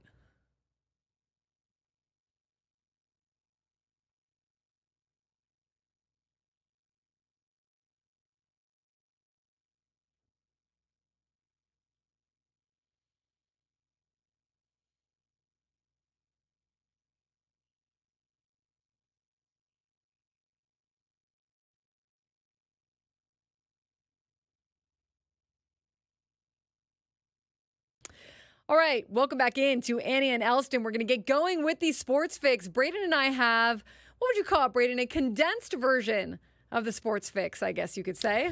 Yeah, a little condensed. When it's summertime, not as much going on. Yeah, exactly. All right, I'll start with Major League Baseball. Look around the majors. As I mentioned earlier, the calendar has turned to July 1st. That means it's time for Mets fans everywhere to wish each other a happy Bobby Bonilla Day. The 61-year-old Bobby Bonilla will collect a check for $1,193,248 from the New York Mets every July 1st from 2011 through 2035. Just gets dropped in the account. It's kind of like a birthday, honestly. Like, it's wake up, there it is. Feels good. Not playing anymore. Now it's a place to get a check. Yes. Oriole star shortstop Gunnar Henderson announced yesterday during ESPN's Sunday Night Baseball broadcast that he'll be participating in the Home Run Derby at the All-Star Game in Texas. He's the first known home run hitter in the 8-slugger field. It'll be the first time he's competing in the marquee event. He's got 26 homers on the season. Rangers rookie Wyatt Langford homered in the 8th yesterday after he had already gotten a base hit, a double, and a triple. He notched the first cycle of the season in Major League Baseball and the first time it's ever been done on Sunday Night Baseball. It was a national game against the Orioles. The Rangers ended up winning. Very, very cool to do that anytime in your career, but as a rookie, come on.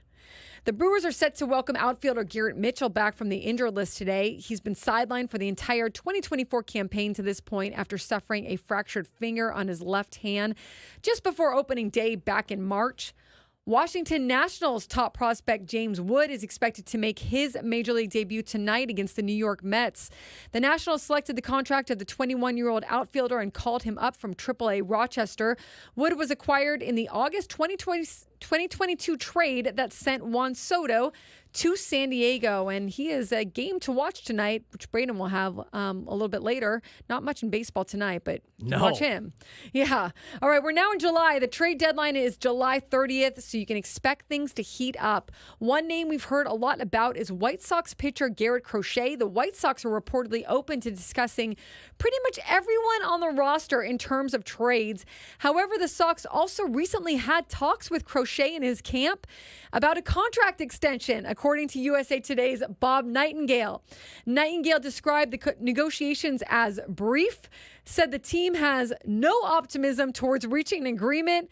And so Nightingale writes that the White Sox are now indeed planning to move Crochet at the deadline, even though he is under arbitration control through the 2026 season. So a whole lot of the same, but I guess official now.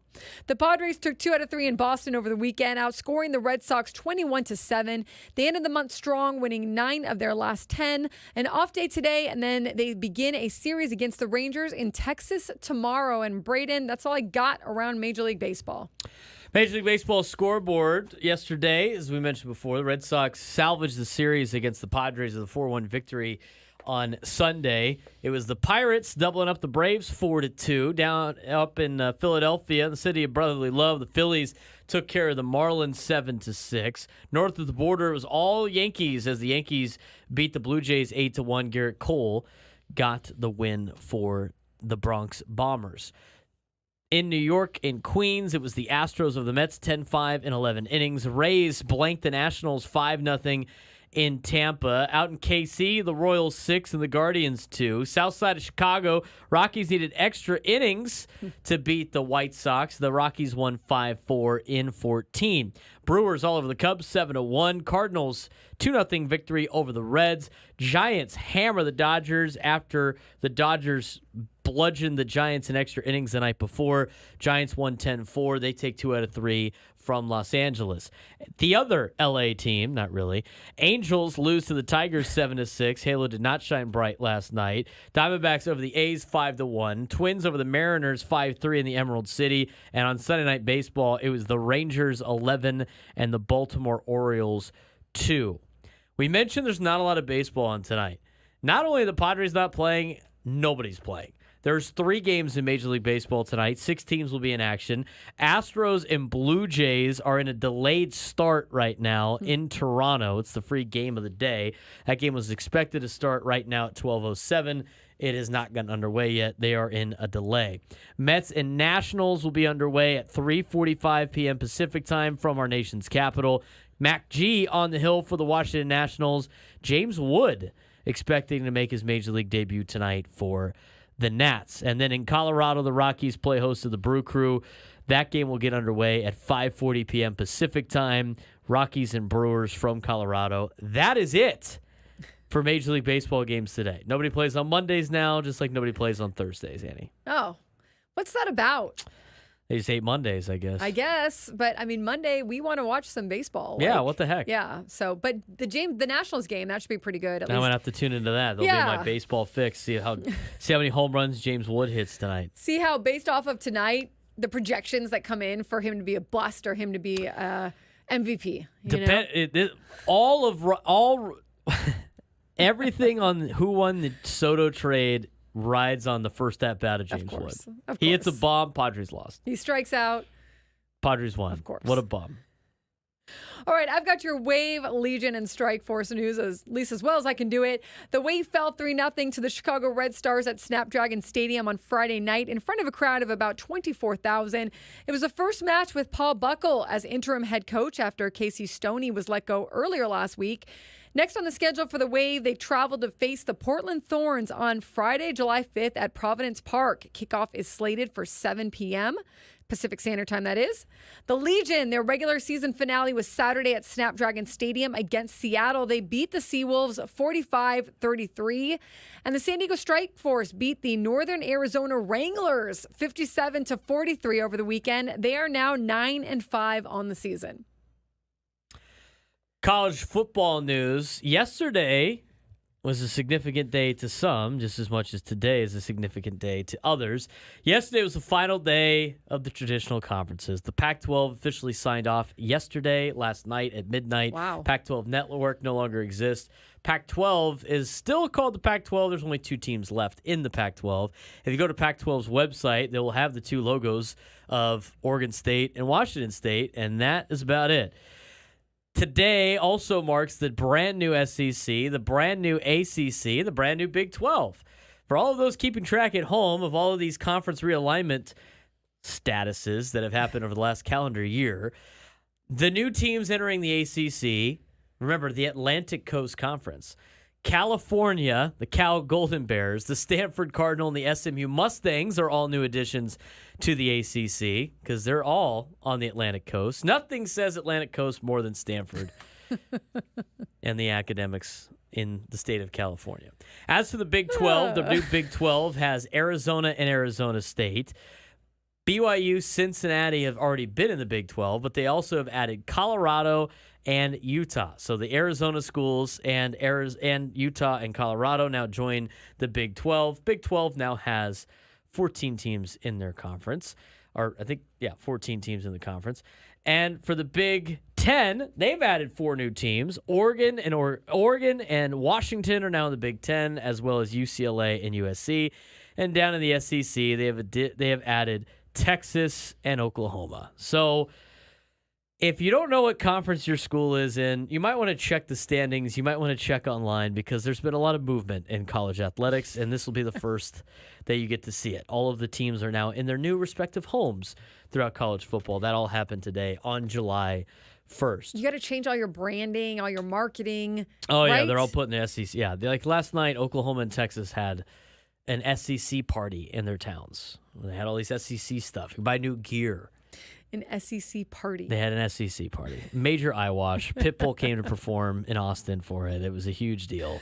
Pitbull? Yeah, they brought in Pitbull. Oh. So Bernie Wilson's favorite. That's right. So Pitbull is down in Austin, Texas, celebrating the Longhorns joining the of course, the SEC. because why not? Why not Pitbull Why at the not? SEC party? They're getting excited to come in sixth place. Have fun. Big 12 should be fun, though. I'm looking forward to that. And then we'll see what happens with more conference realignment, as apparently the ACC, despite adding 3 new teams, might be losing everybody after the lawsuits of Florida State and Clemson. So if you don't know what's going on, it's like the weather in the Midwest. Just wait a little bit, and it'll be something drastically different than before. That was going to be my question, Braden, because is this pretty much set now for a while, or it's going to still continue to be fluid? Like other teams still have to land with other places, right? Or it's all realigned now. Everything's realigned for the foreseeable future until new TV contracts come about.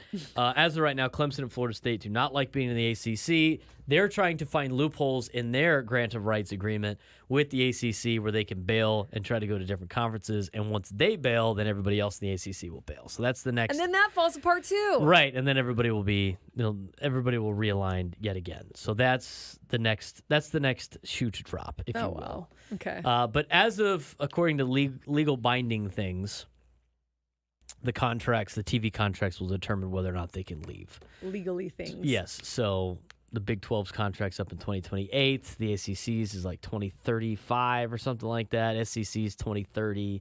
So once all those contracts expire without signing a new one, that's when you'll see another big wave. But as of right now, it sounds like there are some schools, Florida State and Clemson, that are trying to get out of the ACC with lawsuits, and that will be the next big conference realignment. Just throw a lawsuit at them. Yep, that's what they're trying to do. College athletics are a wild place. It's going to be interesting. It's going to be a little jarring this season just to kind of keep track of everybody. But luckily we have you, and you'll keep track of everyone. I will have, yes, I will be on this for sure. Just saw a picture from Chelsea Janes, who covers the Nationals.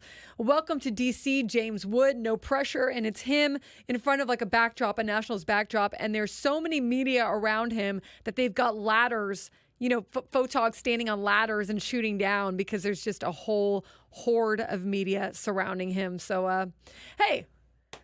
Sometimes that works in your favor. Sometimes it doesn't. But let's all just remember that what he does in his first game does not define his career. I know. I have to keep mentioning it, obviously, for a lot of fans. But we'll see what happens. Because he's apparently the greatest player to ever live, rolling over there with the reaction that he has got. I think he's going to have a great career, but that's me. I agree. And got to give him a little time to settle in there. Let the kid do his job. All right. Bob Scanlon just tweeted, and maybe some others have as well, but I'm seeing his tweet. Pitchers for Rangers series announced. Tuesday is Dylan Cease. Wednesday is Adam Mazur. And Thursday is Michael King. So, yeah. Okay. I'm not exactly sure what it was supposed to be before that. Randy Vasquez was supposed to be I think he was supposed to make a start in Texas. I think so too, but obviously they're moving things around. Exactly. As you mentioned before earlier on the show, what are they're going to rearrange. They're not skipping anybody, but they're going to rearrange. Right. And they get to do that because they have these off days, so they have a little bit of a luxury to do that. So you're going to have Cease, Mazur, and Michael King. All right. And they're all going to they will all still have gotten 4 days or 5 days at least. Their normal turn in the rotation, if not more. Because Michael King pitched on Saturday. Sunday, Monday, Tuesday. Well, Sunday, Monday, Tuesday. I'm not going to do the math. Wednesday. Yeah, that's right. Mm-hmm. He gets his normal turn in the rotation. Yep. All right. We are going to play our silly game. Not yet, right, Braden? That's at the end of the hour. 12:35. When we come back, actually, Braden, I think that you have some updates on a particular home run derby. Isn't that correct? Home run derby made some major changes. Let's talk about it when we get some back. Interesting things we need to discuss about the new home run derby coming up. All right. Keep it locked here. Annie and Elsten, 97.3 The Fan.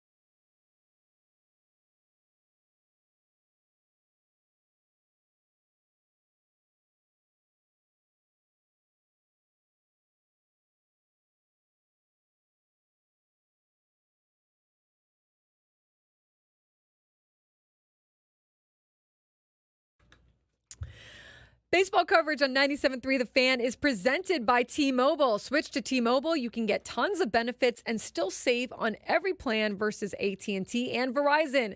Use your savings calculator to find out how at T-Mobile.com/switch. And I did check in the break as you join us back here. Thank you all for being here, by the way, on Annie and Elsten, 97.3 The Fan. We're rolling along, 12:20 on a Monday. Craig Elsten on vacation. But I'm Annie Heilbrunn, joined by Braden Surprenant. Braden, I checked in the break, and yes, it was going to be Randy Vasquez on Thursday. That's the only kind of change. Well, no, Dylan Cease moves up a day. He starts on Tuesday. Adam Mazur starts on Wednesday. He would normally have been on Tuesday. And then Randy Vasquez, he will get pushed back.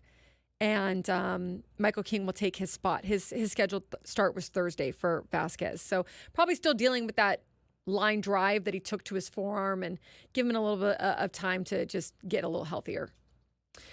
All right, let's roll into the home run derby because there were some changes that have been made to that. And Braden, you took a look at this, right? I'm not totally up to date on everything they've done here.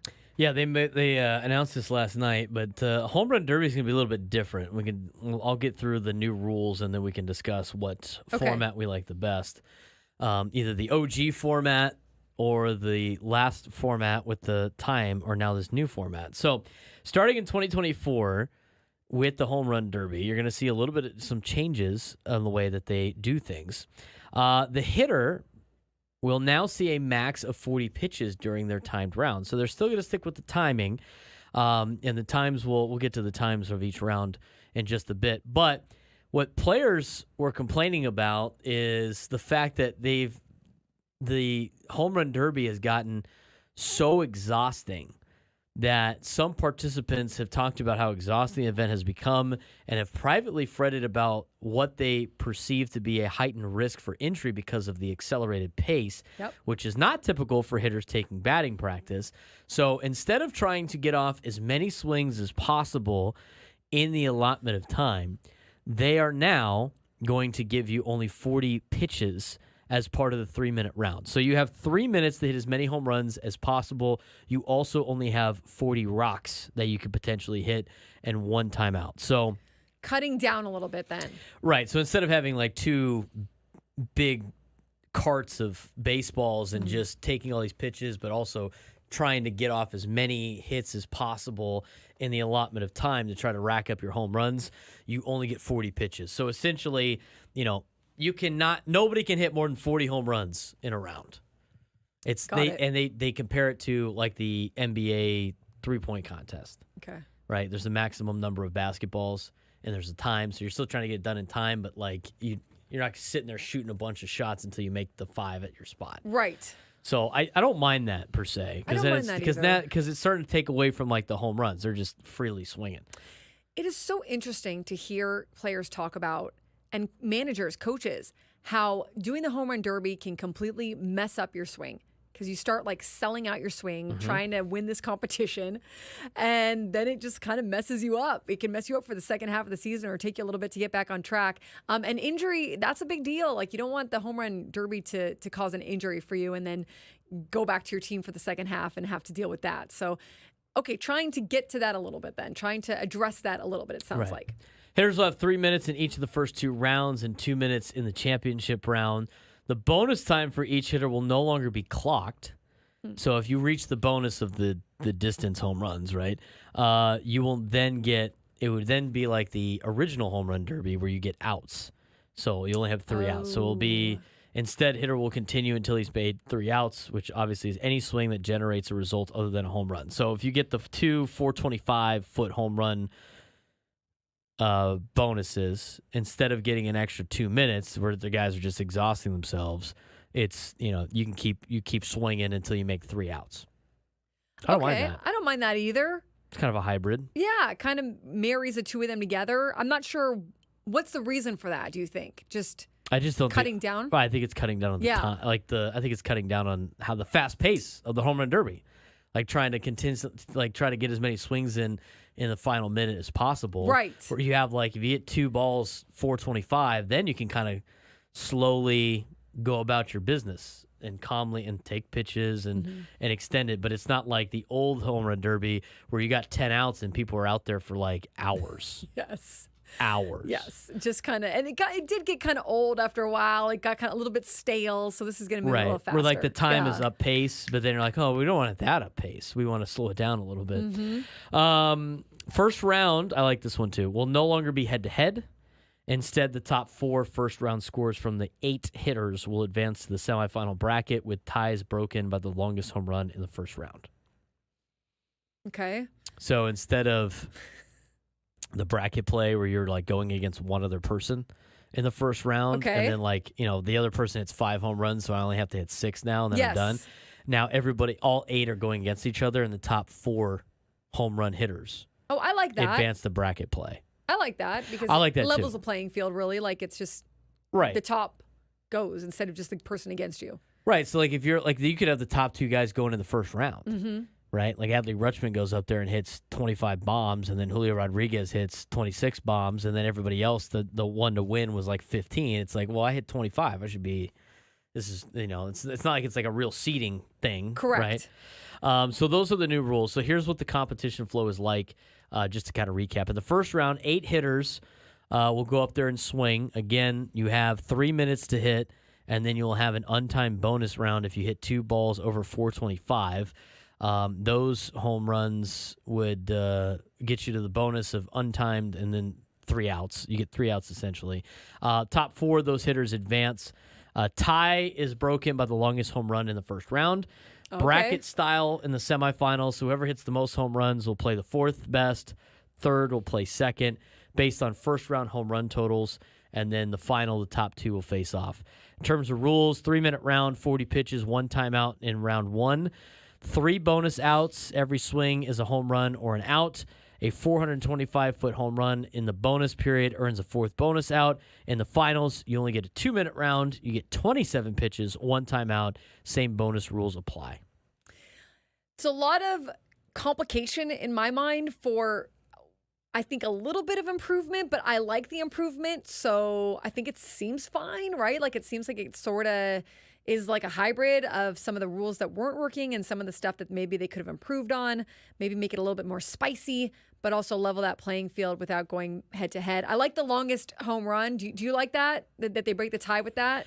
I like that too. So, because you're not going against each other. Instead of doing a swing off, it's whoever hit the furthest ball will win on a tiebreaker. And that could be determining seeds too, right? So if the top 2 guys hit, 15 home runs, but one of them hit it 450 and the other one hit it 420, let's go with the guy that hit the bomb the furthest. I think it really rewards guys that are hitting moonshot home runs, which is exactly what Major League Baseball wants, right? Yes. They want to see these, majestic flies leaving the yard. So I actually like some of these rules. I like the hybrid of the old school home run derby, the new school home run derby, where you get the up tempo of a clock, but you also potentially have the outs playing in during a bonus round where guys can slow it down a little bit and rack up some home runs. I think it's going to be some great competition. And I love, doing the hybrid of the bracket style and the kind of round robin that they're used to doing as well, where they would take the top.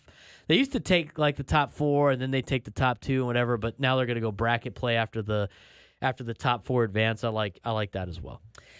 Pretty cool. Good to take a look at that and get us ready for when Jurickson Profar is sitting on the field with Kyrie in his lap. That's right. They're watching these hitters send the ball out of the park. Right now, only Gunnar Henderson that I've seen has been announced as one of the hitters in the home run derby. I haven't seen any others, but I imagine they're going to start streaming in here. Yeah, he's committed to it first. I think some guys are waiting to see about the All-Star game, like if they're in the All-Star game or not, whether or not they want to commit. It's always weird when you have the non-All-Stars compete in the home run derby. And they just come for the home run derby. Yeah, I don't like that. Hey. I feel like you got to make the All-Star team, and then you can be on the home run derby. But I understand the marketing standpoint, right? It's, we want guys that are hitting the biggest bombs, participating in this. But to me, you can't make it like the dunk contest now where none of the stars compete. I think you got to get some stars in there. Yeah, you definitely do. You definitely do. You need like a Juan Soto type deal in there. You need, and I don't know. I think I heard on the morning show this morning maybe Dave Roberts doesn't want Shohei Ohtani to do it, and certain managers aren't going to want their guy to do it, and then guys do want rest. Like some of these veteran superstar guys know that they need to have rest for the second half. So it'll be interesting to see who ends up in the home run derby. Remember when Will Myers did it? He got pegged by his brother in Petco Park. Yes. He was an all-star that year, though, He right? was. He was an all-star that year. I think, to me, in an ideal world with the all-star game, again, it's for entertainment, and professional sports are for entertainment as much as these guys want to pretend like it's determining who the best baseball team is in the world. It's really about entertainment. So from that perspective, this is part of the gig of doing the of playing Major League Baseball. And to me, in an ideal world, you come up with different events that are not injury-imposing events, kind of like the NHL and the NBA do, and everybody has to participate in one event on the team. Like an Olympics almost? Yeah, well, kind of like, but like just to showcase your skills. Yeah. So like you have your power hitters hitting the home run derby. You could do a pitching one of like location or something, like hitting targets or something like that with your pitches. Same thing with hitting, like, Luis Arraez event where he's hitting targets on the field. I mean, there's different things that you could do to make it fun and not have to worry about like guys blowing out a hamstring or blowing out his arm, and then make everybody participate in some way, in some event. To make it more fun, and then you get to showcase everybody's skills, and you finally play a game. Yeah, and you start to kind of do some things that get players interested because they get competitive in some of that stuff, but you're right, it's not like injury-inducing where they blow something out or they hurt their shoulder or their hamstring or whatever, and I think they have to spice up the All-Star game. I think so, too. The last few years, I've watched the All-Star game, and I've just been like, oh. Yeah, it is what it is. It was fun to cover the year that I covered it, but watching it on TV, it's just kind of. It was more fun when there was like an incentive to win for some of the good teams because the World Series home field advantage was on the line. That is a dumb way to determine who's home. Super dumb. But it makes the All-Star game fun, and it made the All-Star game the best All-Star game in all of professional sports in the United States. So they're going to have to find something like that again. Yeah, like be like Heath Bell, slide onto the mound, do something, make it a little spicy, liven it up. Because, we see all the handshakes and the hugs and this guy respects this guy and this guy caught up with this guy. But, need some more entertainment, guys. I mean, you can even do like non-baseball related things, like have them play the Basketball Connect 4 on the field. Yeah, yes, something. Let's see them showcase some other skills that they have. I think that'd be way more entertaining to watch. I Need Money says the previous format was an oblique injury in the making. Yeah, I would agree with that. 100%. Yeah, you don't want that. All right, do we need a caller, Braden? We do. Let's take Annie on Fast Money. Yeah, we're going to keep our games pretty simple this week. Yes, because Annie's got to participate because one of us has to host the event. That's right, and none of us can. Yeah, at least myself. I'll speak for myself. There's a lot of intricacies to the other games, so we're gonna roll with Fast Money at least today. Call in. Make sure you get on the line, and we will hopefully pick you up after the break. Keep it right here, 97.3 The Fan. Annie and Elsten. Fast Money up next.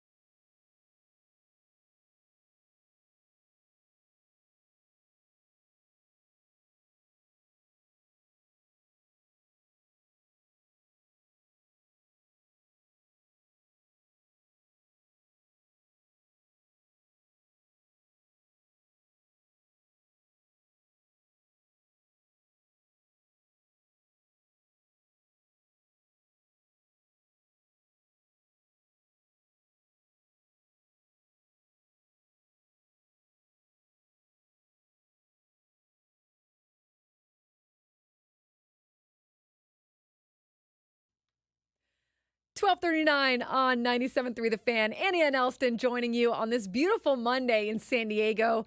I'm Annie Heilbrunn, joined by Braden Surprenant. Craig Elsten is on vacation, hopefully having a great time. And we are about to dive into some fast money.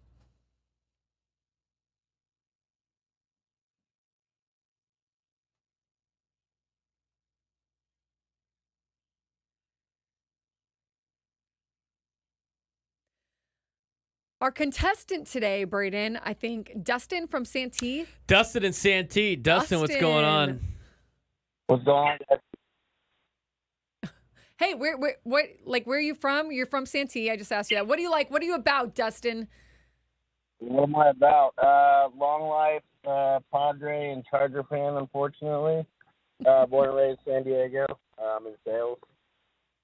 Love it. Okay, well, thanks for playing. You're playing me today because there's no other option. So I guess, Braden, I'll just leave the room myself. Yeah, you go take ahead. over. Annie will leave the room. Dustin, I'm going to ask you 5 questions, and you're going to try to give me the best answer for all of those 5 questions. You have 1 minute to do it. For any reason you get stumped and you want to go back later, you can say pass, and if we have time, we can go back to it. We surveyed 100 people, and the most popular answer will get you the highest score. So trying to think what other people might have said for these particular categories, just like they do on Family Feud with Fast Money. After you are done, we'll let Annie go, and whoever's got the most points at the end will win the contest. Another caveat that makes it really easier for the contestants, you get to go through first. So if you give an answer and then Annie says that answer during her round, it will not count. She'll have to find something else to get through. You ready to go? Ready to go. All right, 1 minute on the clock after I ask you the first question. After finally moving the couch for the first time in 10 years, name something you might find underneath it. Candy. Candy. Name something people change on a regular basis. Underwear. Name something you do to your nose. Blow it. Name something that breaks out. Breaks out. Jackson Merrill. Jackson Merrill. Like it or not, name a place people have to go. The dentist. Dentist, not a bad answer. I'll do it for Dustin. We'll now bring in Annie.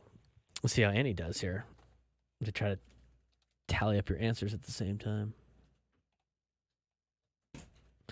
All right, not bad answers out of Dustin. Let's see what you got up your sleeve.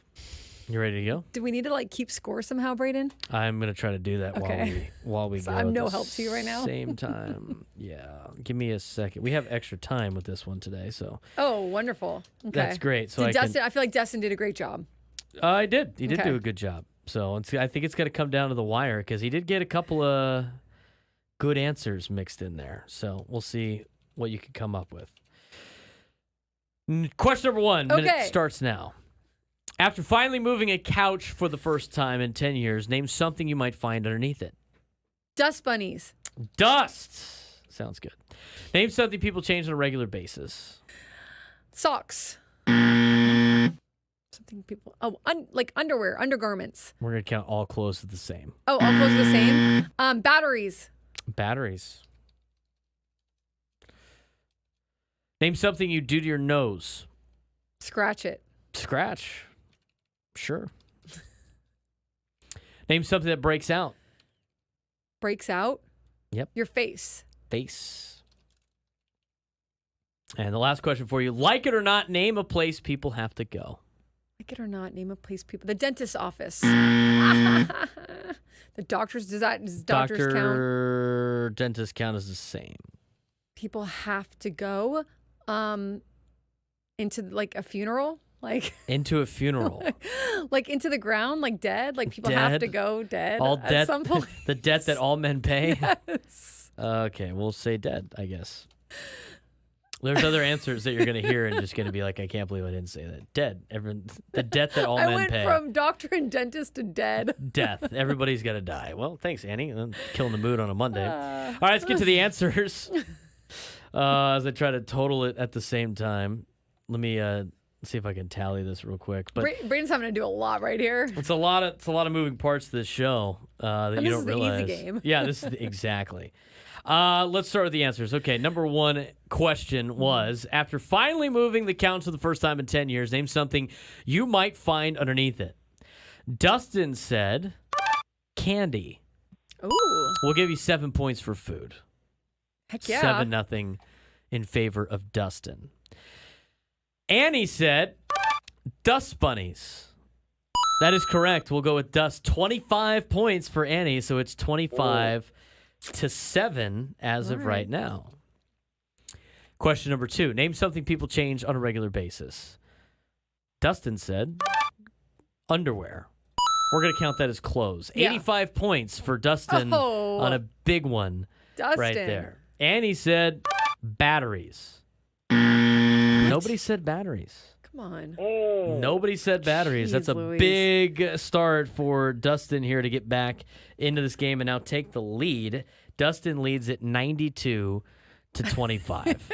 Answers in this one: money/change, or name something that people change on a regular basis. Clothes, TV channel, their minds, their hair. Their minds. Change Their their minds hair. all the time. The TV channel. Right? Those are all good answers. All good answers. I did not think of any of those, but they're all good.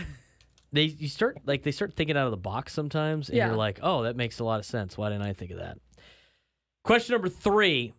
Name something to do to your nose. Dustin said, blow it. That is the correct answer for 55 points. So Dustin now has 147 points. Annie went with scratch. Doesn't your nose itch? It does Okay. to 9 people, I guess. To 9 people. 9 points for Annie. So she now has 34.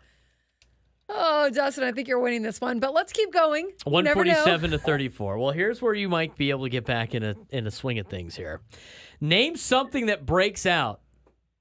I'd love to give Dustin credit for this. What'd he say? Dustin said Jackson Merrill. Oh, Dustin, good answer. It's a good answer, but relevant answer. that is a 0 for Dustin. He's still at 147.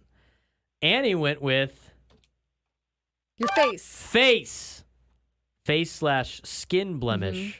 That is correct. 83 points. Oh, Annie is I'm back in back business. in.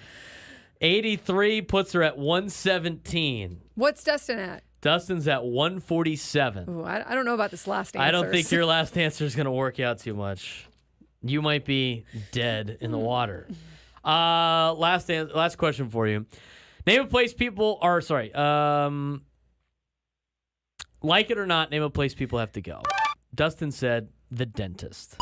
The dentist is correct. 10 points for the dentist. Only That 10. increases the lead to 157 to 117. It's a 40-point lead. So if you get the number one answer, you got a chance. Is the number one answer death? The number one answer is not death. Okay. Death is not even on there. It's a 0. Congratulations to Dustin. He is our winner today. Good job, Dustin. You're entered in the new drawing. I think I have new drawing. Yes, some kind of read there. Hold on, let's get this all in. You're qualified for a trip to Rio, Las Vegas, including a 2-night stay, dinner for 2, and a day bed at the Rio pool.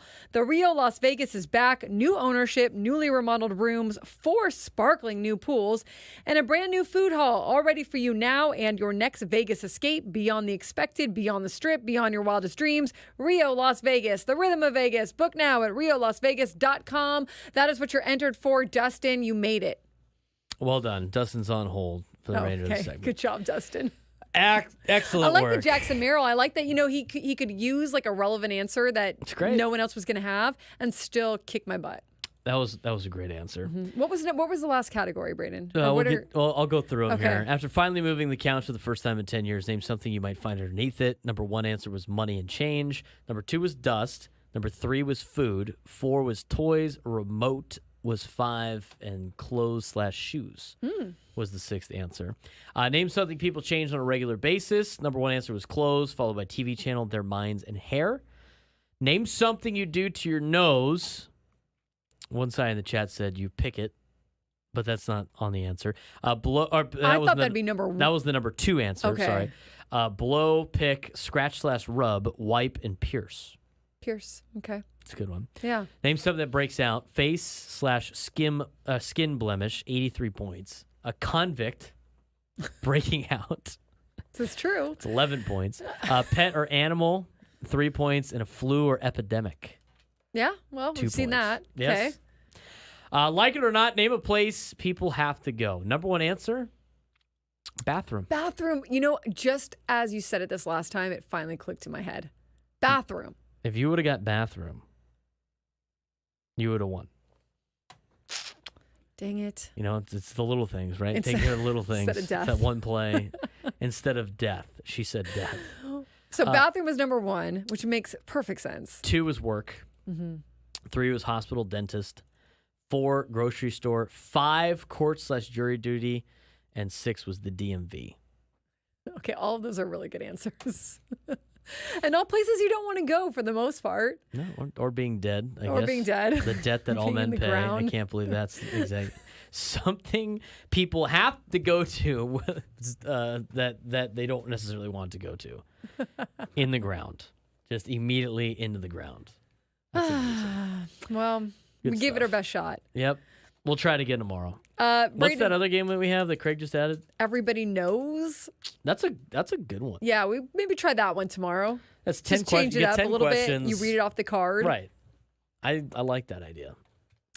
Braden, while we have a few minutes as we near the top of the hour, I think we should get into your water fast. The water fast? Can we get into your water fast? Yeah, Okay, we have absolutely. a few minutes here. So Braden informs me this morning that he's doing a three and a half day, really, right, Braden? Water fast. 72-hour 72-hour water fast. So what do you consume during this time besides obviously water? So it has a lot of good health benefits to this. Obviously, if you, I'm not a doctor, but if you want to think about doing this, consult your doctor if you're healthy enough to do this. But it does a lot of great stuff for your cells. A lot of great stuff for, it helps with weight loss. That's an additional thing. But what it really does is your body starts to burn fat and then clean your body of toxins and Autophagy. yeah, right. Yes, that's exactly right. Regenerate your cells, your stem cells, and it really sharpens the mind. And it also helps reduce, your chances of getting chronic diseases like Alzheimer's and dementia, as well as, all the other, heart disease and all that stuff by about 90%. But that's, of course, they expect you to do it twice a year. So we're giving it a shot. Day 1 on the fast is kind of easing into it. So this morning, I got up, had eight ounces of water with this Perfect Aminos kind of protein thing that's part of the fast. So that helps out on day 1. And then you drank 1 liter. Where did my liter go? I do not know. In the trash. Drink 1 liter of water for 8 hours. Your first 8 hours of the day. I drink the Mountain Valley spring water, but the one of those for the first 8 hours. I also at lunchtime on the first day have what is considered a bowl of bone broth, specifically to ones that are low caloric bone broth and stuff like that. And then I'll drink another one of these today for the second 8 hours, and then I'll have bone broth for dinner. Tomorrow we'll do the exact same thing, except instead of having any of the bone broth, I will have 3 of these over the course of day 2, and then I'll do the exact same thing on day 3, and then day 4, which will be the 4th of July for us, I will have a bone broth breakfast or, some Greek yogurt was one of the options, or the Perfect Aminos thing. I mean, there's a couple options to kind of ease into your food.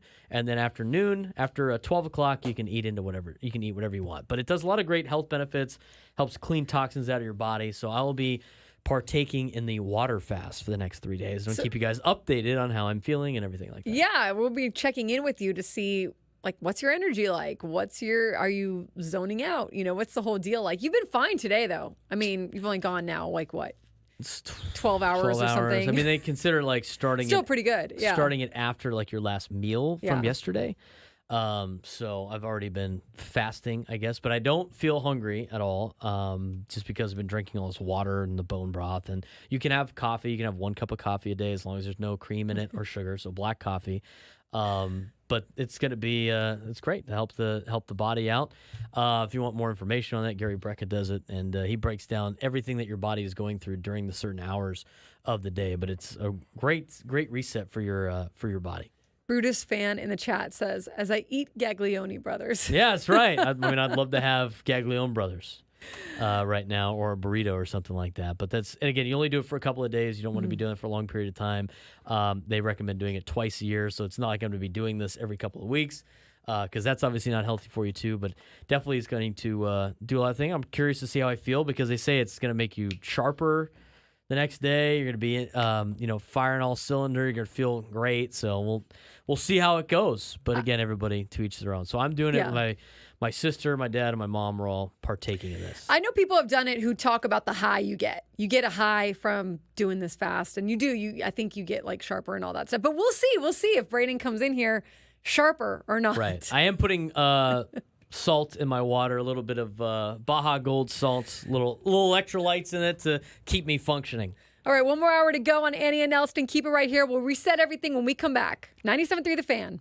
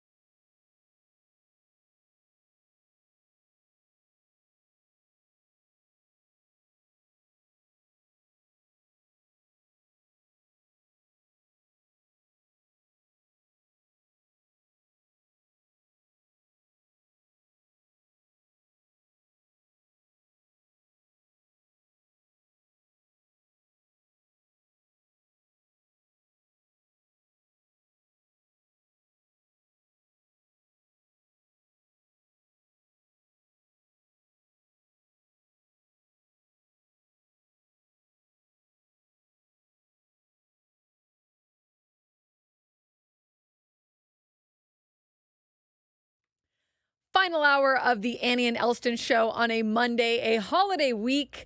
Thursday being the 4th of July for everyone. Braden, Surprenant, and I will be joining you throughout the week. Craig Elsten's on vacation, but we're holding it down here in the Odyssey Palace, taking you through 2 o'clock. And then you'll be joined by Gwen and Chris and Scraby. I imagine the Scraby show is happening tonight. So full slate of programming here today at 97.3 The Fan. No Padres game. The Padres are off tonight. Sammy Levitt, although he was on earlier with the Ben and Woods show, he's got a little bit of an off day today. So hopefully enjoying that. Nice day outside. And then they get right back to it. The Padres with 3 more games against the Rangers. They're in Texas enjoying an off day, and then they'll get going tomorrow before coming back to Petco Park. I wanted to touch on some news and notes as we kind of reset the weekend that was for the Padres, but wanted to start with a few question marks that people might have been wondering about because we've heard a few updates here and there regarding their status. Xander Bogaerts, we saw, was hitting on the field at Fenway Park and hitting at Petco Park before the team left to Boston. So making some progression there and moving right along. He expects or wants to be back before the All-Star game. So that's something that he's working on. Whether or not that happens, I'm not sure. But if it doesn't happen before the All-Star game, you can count, unless there's some big setback, on him being pretty good to go after the All-Star game finishes, and they'll get him back in the lineup. So he's having a CT scan done on his left shoulder today. As long as the healing has progressed, he's expected to begin a rehab assignment this week with the hope that he returns before the All-Star break. This is in the Union Tribune. He said Sunday that this is the best he's felt since fracturing that bone in his shoulder. If you guys remember, he dove for a ball on May 20th in Atlanta, and that kind of fractured his shoulder. So he's working to get back. And the interesting thing for him, and we've seen other players do this too, I want to say Fernando did this. He is working on finishing his swing with both hands on the bat.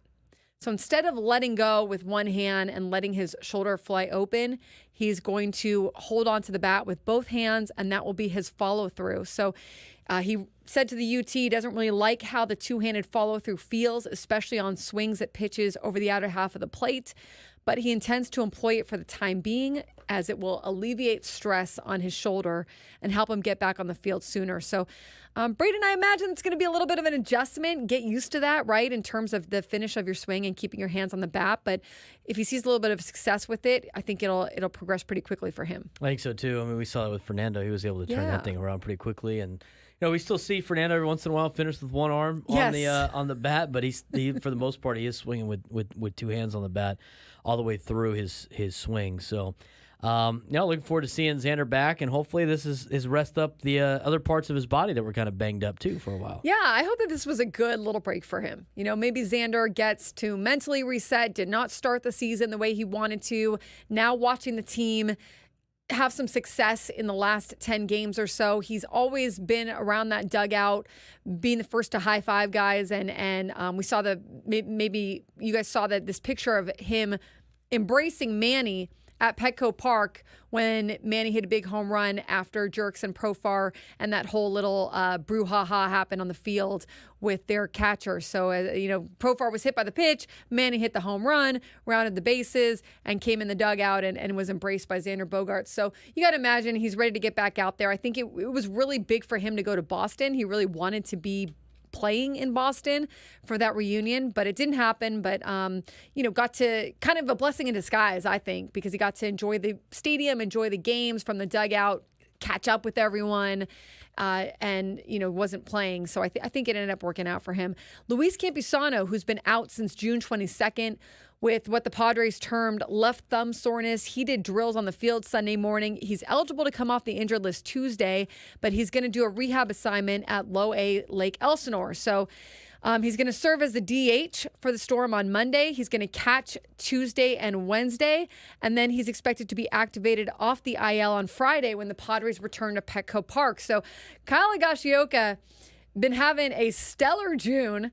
I don't know that you mess with him too much, but the good thing here is you can allow Luis Campusano to sort of be brought in as he needs to be, right? Like let him ramp back up and let Kyle Higashioka. If it was me, I would let Kyle Higashioka continue to do what he's doing and take like the extra start in the lineup over Luis Campisano or if Kyle Higashioka then doesn't get hot.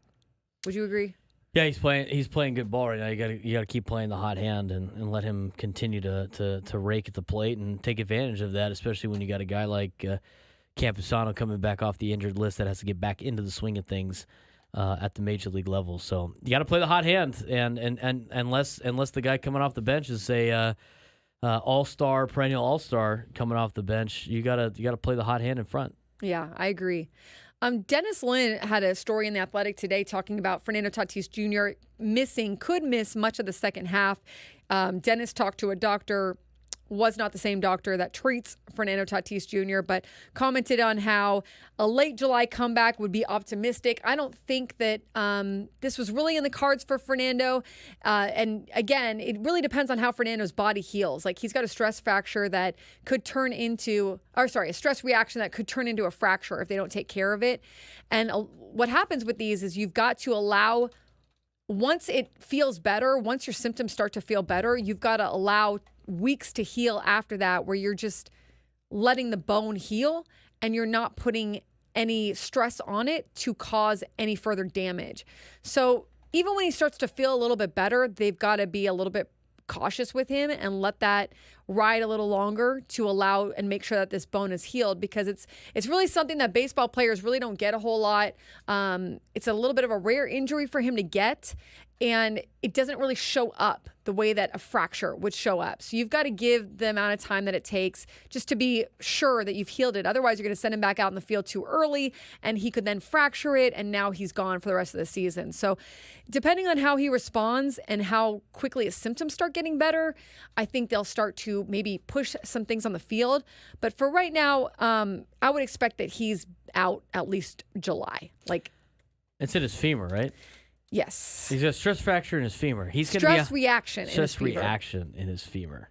So not yet a fracture, but could turn into a fracture if it's not dealt with. Yeah, he's the right going to be way. out for a long time. Yeah. I mean, anything in your femur is your strongest bone in your body. And the fact that he has any type of damage there means they obviously have to be super cautious about that. And that's a waiting period to just see where they're at and reevaluate, and don't want to push it any further. And we've seen him already tried to do that for the first part of the season, and he's been able to hit the ball hard and everything, but he hasn't really been his full self. And, I just wouldn't be counting on him coming back anytime soon. Yeah, I would agree with that. And, the kicker when that injury was announced was Fernando Tatis Jr. after the game. And he kept talking about how it's going to be a while, because the phrase he used was, I'm paraphrasing here, but it was like a serious injury in my bone. He knows that this is something that he's got to treat. They've got to treat the right way.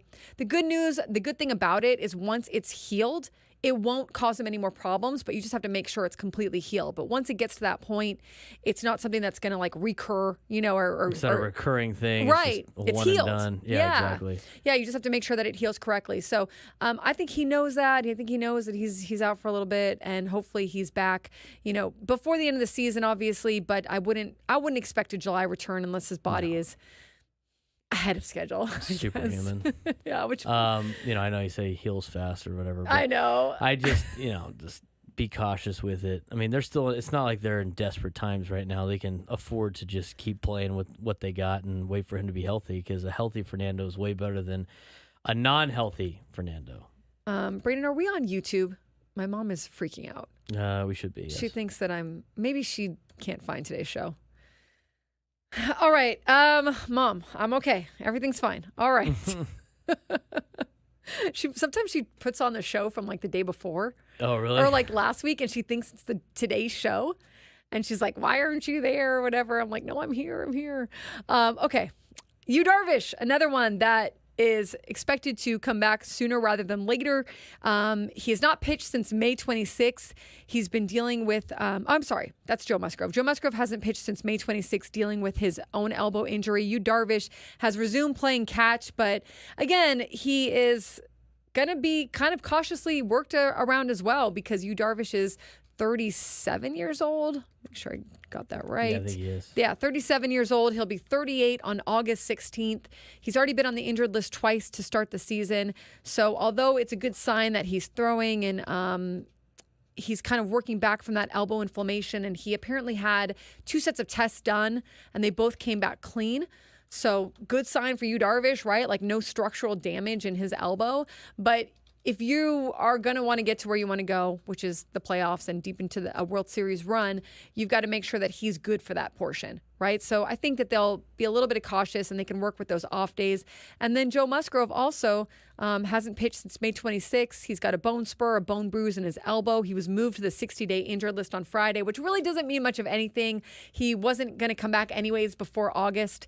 So they just made it formal and opened up a roster spot for Joe Musgrove. But it really illustrates what the Padres have been able to do without their star players, without big key guys in their lineup and their rotation.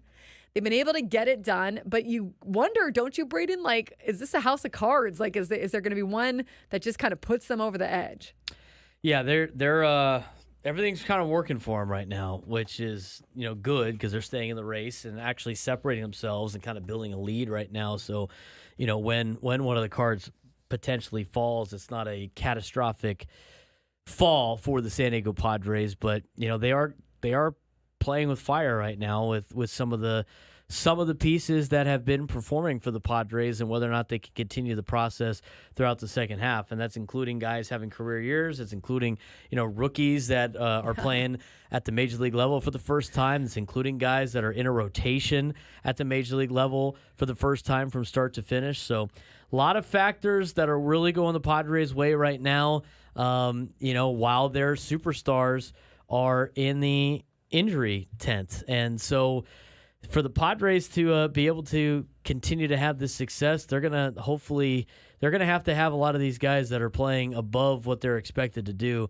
to continue to play at that level, and then hopefully start easing in some of these superstars back in the lineup, because the guys at the bottom of the order and the ones that aren't making the big payroll numbers, they have definitely held their end of the bargain for the majority of the season.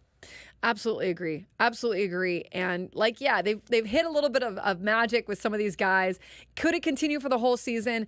Possibly, but more often than not, we see that be a little bit up and down in terms of, guys' performance throughout an entire season being at the production that we've seen some of it be the last few weeks, right? So expect that to go up and down a little bit, but you get Manny Machado hopefully getting hot right now. You get Xander Bogaerts maybe on the cusp of coming back and probably feeling ready to really contribute. Not that he wasn't trying to contribute before, but you imagine he's gotten a little bit of a break now. He's ready to get into this lineup, ready to do some damage. Tatis maybe, closer to the playoff run, closer to August or September. Maybe Joe and you following along. You's probably going to be a little bit sooner than that, but maybe Joe then too. Getting these guys back is going to be like getting trade deadline acquisitions. It really is. Like, you're going to be able to get rejuvenated by some of these guys for sure. And then you figure that AJ Preller is busy on the phones, trying to make some deals happen, trying to get some guys to come over to the Padres to help be reinforcements in the bullpen, starting pitching, lineup, whatever he can afford to do, and however much creativity he can expend before the trade deadline, and with the amount of money that they have to spend, which is probably somewhere between 10 and 12 million, and how many prospects he's willing to give up. Braden and I are of the ilk that you go for it. And I understand what Craig says about this. Like, they don't have necessarily the middle ground guys. They've already given those up in the farm system to be able to get Dylan Cease and Luis Arraez. But short of giving up Ethan Salas and Leo DeVries, I think if you feel like you're in it and you can make a decent run before the All-Star break, you gotta go for it, right? I mean, you don't expect AJ Preller to really do much less. Yeah, you got to go for it. Anytime that you are in the contention for a playoff spot and can win in the playoffs, especially in a sport like baseball where anything can happen if you make the playoffs, you have to try to build on your team as much as possible right now in the present.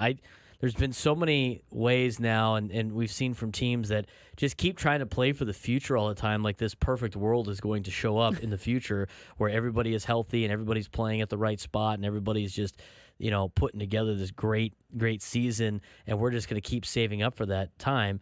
You can't have that philosophy. You got to strike when you have the opportunity to strike. And right now, the Padres have a good team. They have a good enough team to make the postseason. They have a good enough team to win some games in the postseason. Why not try to make that team better. I mean, at the end of the day, you're trying to win World Series. You're not trying to win minor league championships. Nobody cares about those.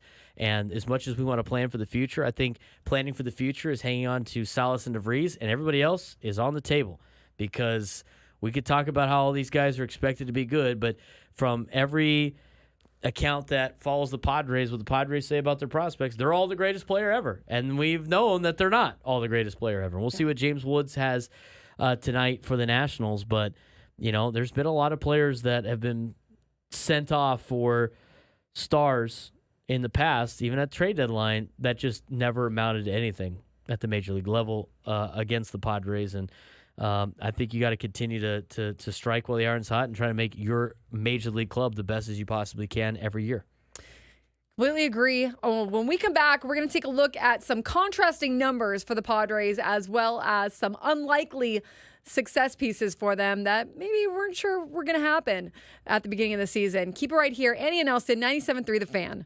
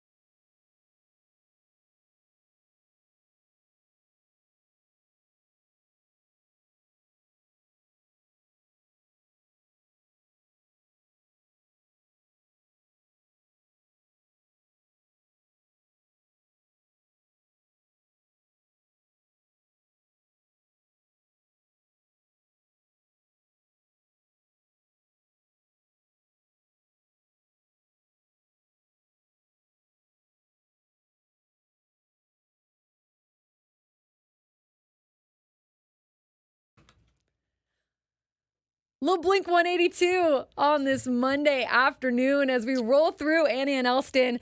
I'm Annie Heilbrunn, joined by Braden Surprenant, Greg Elsten on vacation. I think Blink 182 played at Petco Park last night. They did. I did not go. I did not go either. I saw went people last that year. did go. They looked like they had a lot of fun. Were they at Petco Park last year? They were at the sports arena. How was it? Pechanga. It was fun. It was great. I've seen Blink twice in person. Saw them in just out of high school. Was that just out of high school, or is that I was in high school? I think it was like a senior or something. They played at Viejas. That was without Tom. And it was good, but it was way better when it was with Tom last year at Pechanga Arena. So that's I've seen Blink twice. Love Blink. They're always fun in concert. So I missed last night, but I just saw them like a year ago. So like I was like, I don't need to go see them again this time. But I heard it was a great time. Tom got to have the Padres clubhouse as his dressing room yesterday. They put a little thing out in front. Welcome home, Tom. That is taking over and nice. stuff, so that was pretty cool. And I'm sure a lot of people had a great time at Blink. All the small things in the rain. He gets, legacy status at Petco Park for that playoff run in 2022 and with Blink. But that's pretty fun. That's cool. Did he wear a Padres jersey? I'm sure he did. Like most artists that roll through there end up wearing a Padres City Connect of some kind. I was watching Real Housewives of Atlanta. No. Real Housewives of New Jersey over the weekend. And one of their husbands was in a City Connect Padres hat. No way. Yeah, New Jersey Housewives, husband, just in a scene, just a normal scene, just, hanging around the house or whatever. And he had on the City Connect. I was like, oh, probably. It's growing the brand. Hey, listen, there's some good people in that marketing department that do a good job in sending that stuff out there. And I know Daryl does a great job getting everybody involved, all the celebs involved. That's right. Love it. Yeah. All right. As we continue on with the Padres, they are off today. We did get a little bit of a rotation breakdown. It's going to be Dylan Cease tomorrow, Adam Mazur on Wednesday in Texas, and then on Thursday, Michael King. So they're going to push Randy Vasquez back a little bit. I'm guessing that he'll be, one of those next starts when the team gets back to San Diego, because Michael Schultz said that they're not going to skip anyone. Of course, depending on how his arm is healing, I guess that they could change that. But hopefully the news is that they're just letting him have a little bit more time to heal. And maybe it's also a little bit matchup based in the way that they see things working out in Texas. But we'll get into the whole Rangers breakdown. And they had a big game yesterday. Wyatt Langford hitting for the cycle, big win over the Orioles. But we'll get into all of that tomorrow. Want to touch base on something that we were talking about earlier on in the show, and that is the consistency with this Padres team. It's been an inconsistent start to the season. You have been getting performances by unlikely people who have tended to lift this team up, at least until some of the superstars were ready to get back. And I wanted to look at something from yesterday because, they lost the game yesterday behind Matt Waldron. I don't think that was just on Matt Waldron, gave up 4 runs, but, Padres have been hitting 9 runs and scoring 9 runs and 11 runs on Friday and Saturday night. So I think that was just a little bit of an offense being a little bit stymied by the Red Sox and their pitching staff. But in terms of the runners in scoring position, the Padres were 1 for 8 with runners in scoring position yesterday after going 9 for 16 in that circumstance and hitting 6 home runs the previous 2 games. Okay. They are 32 and 24 since starting the season 14 and 18. They had 2 5-game losing streaks in June, still finished the month 15 and 13, and they play fewer games this month and the rest of the season than any other team. Now, they lost yesterday. To me, that is just a loss. It happens. You won 9 of your last 10. You were 1 for 8 with runners in scoring position, but you did much better in terms of scoring than the 2 days before. But this is to me, a kind of a big moment for the Padres where you can't let that downward trajectory happen. You can't let that 5-game losing streak. You can't get a little bit down in the dumps, because you've got to kind of stay in this place where you're a few games above 500, floating in those wild card spots. You're in a good position if you're doing that. You're able to get some guys back from injuries. You're able to get some health restored from the off days that they're going to have. They're only playing, Braden, you had it, 26 games in They'll be playing starting today. They'll play just 25 games in a 36-day span. All right, so a really favorable schedule for the Padres. And like Braden mentioned earlier, this is thanks to Korea. They've played the most games of anyone in baseball to this point. They started the season early in Korea along with the Dodgers. So now you're getting a little bit of a break, a little bit of a more favorable schedule and something that the Padres can work with.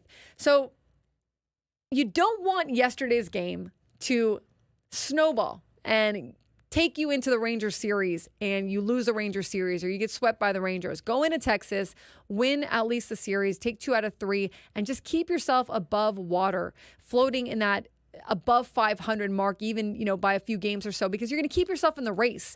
And then you get back some guys that are healthier. You get back some guys that are going to help you in the second half. And maybe you get some trade acquisitions as well. It's going to help your team make a push. But their biggest thing right now is just not to fall back into that inconsistency that we've seen with this team throughout the season, where you've got a great stretch of 5 or 7 games, then a not so great stretch of 5 or 7 games, then a good week, a bad week. It's kind of flip-flop for them all season long.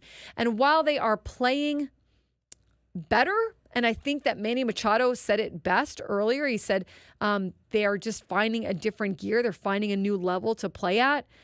That's something that you've got to keep going, because they found that in games before this season, and then it slipped away. It slipped away. And it's not always going to be perfect. You're not always going to be able to score 9 runs and 11 runs. But just more times than not, especially in this part where you've got guys missing up and down your lineup and up and down your rotation, it's kind of just a pivotal point to keep doing what you're doing and keep finding ways to win, essentially. Like, you are a team that should be losing these games. If someone was looking in from the outside and they were like, oh, you just lost Xander Bogaerts, you lost Fernando Tatis Jr., Joe Musgrove, Yu Darvish, Jurickson Profar's got a bum knee, Luis Ariz is dealing with a hurt shoulder. Like, there's every reason for this team to sort of fold and crumble, and that is why it's been so impressive what they've been able to do these last few weeks. But it's also just this pivotal point where you feel like you got to keep it going. So we talked a little bit at the top of the show about some of the improbable guys that have made a difference on this roster. Low salary guys, new guys who have brought a sense of energy, a sense of just hard work. Braden mentioned part of it is due to the fact that, like, they're playing for their contracts still. Like, they're trying to prove themselves either as veterans who don't want to be done with baseball and DFA'd and have to try to find and catch on with another team, or as guys who are just not solidified as full-time starters or full-time players in the league yet. You've got Kyle Higashioka, who wants to show that he can hold his weight as a catcher. Michael King, that wants to show that he can hold his weight in the starting rotation.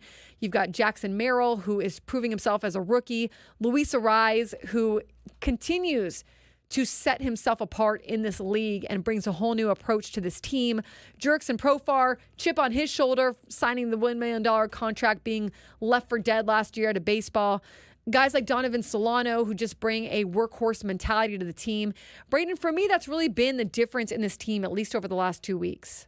Yeah, there's something to be said about some of those guys playing and participating more than just the ones that are comfortable, and the ones that have contracts and don't have to worry about going anywhere else and don't have to worry about a lot of things. And, I'm not blaming those particular players. I just think that's something that, not really an epidemic, but that's something going on in sports in general, right? Yeah. I mean, it comes to a certain level of money where, and everybody's comfortable, or it's not. You don't have that same kind of drive and action as you would on some of these guys that are still hungry and want to go out there and compete, and especially in baseball. Because here's the thing, in the NFL and the NBA and all these other leagues where the contracts are not fully guaranteed, there's still something to play for, right? Like in the NFL, they could get rid of you to save cap space, and you get nothing. Like, there's a lot of instances where you don't get any money, right? You're on the street and you don't. Your contract was front loaded. You don't get anything on the back end, or vice versa. Right. Like the players in Major League Baseball, they could be awful for the remainder of their contract, and they go, "Yeah, what are you gonna do? Cut me? You still have to pay me, right? They still have to pay the contracts out." I think that's more the case of guys like Anthony Rendon, right? I mean, even a guy like Eric. I mean, Eric Hosmer's getting paid $12 million a year to host the podcast. and he will And have to he'll get still paid his next money. year, too. Right. He still has to get paid his money. Like, Anthony Rendon is begging the Angels to cut him because he doesn't have to play anymore. And then he just collects his check.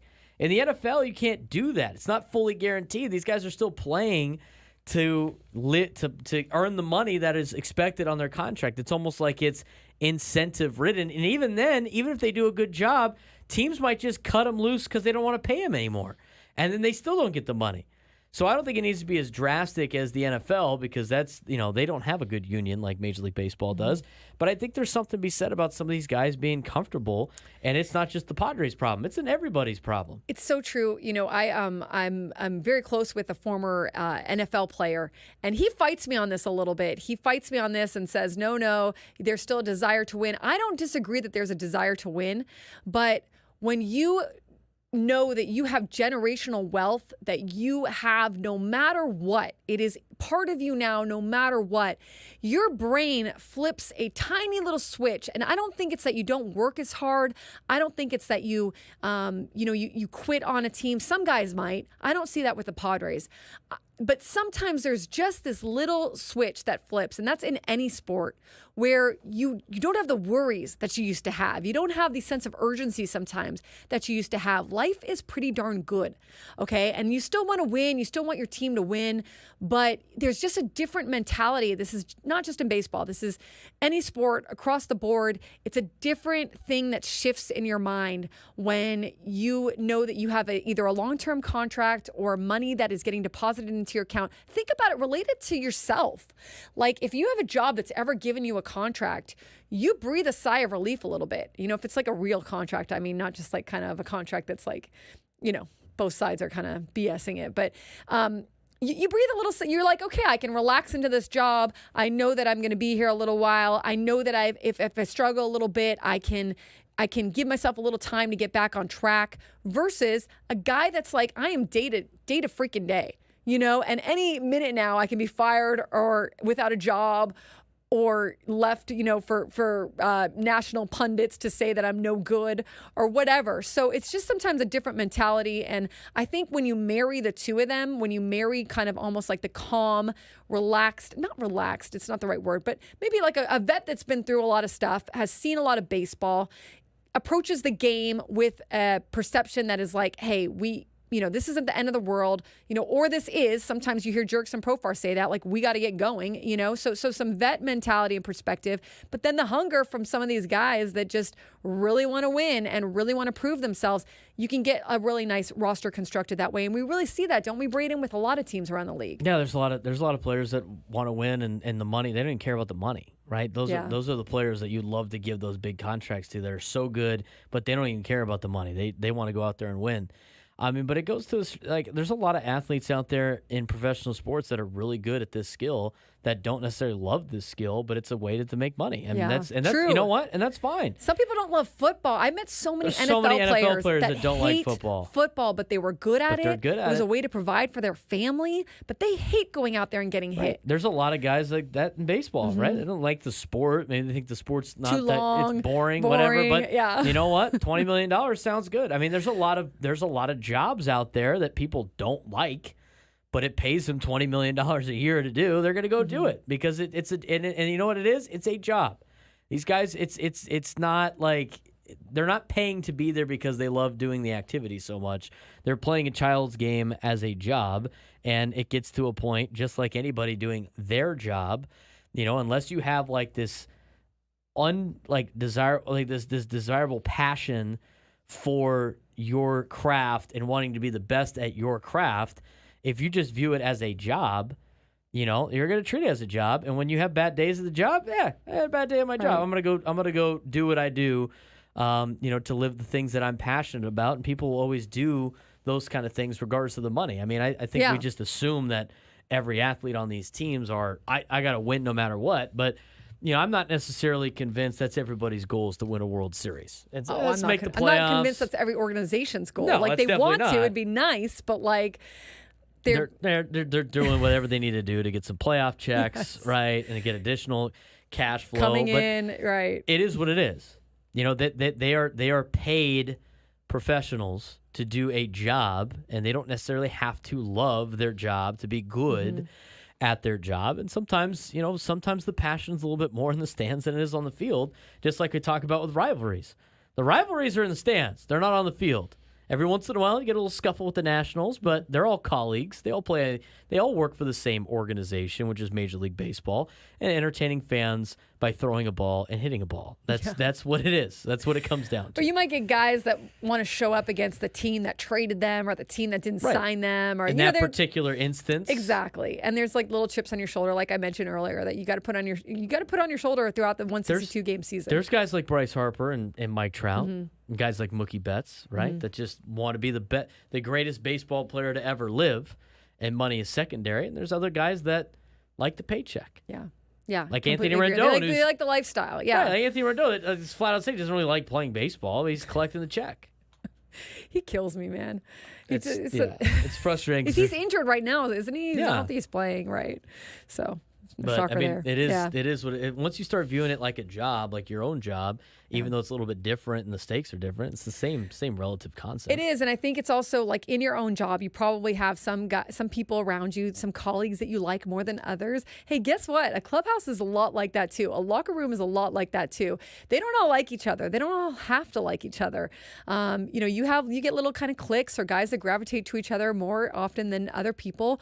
But there's usually what the teams that succeed. There's like a mutual respect on the field, But sometimes there's the thought like that everyone is kumbaya, and that's not the case. Like in your own job, do you want to hang out with every single person in your own job when you're off work? Probably not, So don't read into so much, sometimes like trips and nights out and things like that, or who guys are around. Like that's all pretty normal stuff. It can ebb and flow within a season. There is team building stuff that they do, but you just basically have to be willing to fight for each other on the field. And other than that, it's like a petri dish of society. I always say that. Like you're some people you're going to gravitate to more than others, and that's just how it is. But it's been fun to see these other guys contributing, maybe the unlikely ones, and to get Manny Machado on a bit of a heater right now and seeing him find his swing. He had mentioned not finding it earlier this season, but he's looking pretty good at the plate. And that's a good sign for the Padres if they're able to keep that going and marry the two of them together, at least more often than not. So, like what we're seeing, and now they got to go and do it again in Texas. All right, Braden, when we come back, are we doing Ask Us Anything? Yeah. All right, let's roll with some Ask Us Anything. This is your time to get in on the phone lines. I can't even see the phone lines, so come in with a good take, a good question. Okay, nothing mean. All right, dumb. Nothing. Dumb. Yeah, don't be that way. It's a Monday. We don't have time for that. No, okay, no time for that. Right. But give us a call. I don't know the number, Braden, but I'm sure it's 833-288-0973. 833-288-0973. Annie Nelson returns after this on 97.3 The Fan.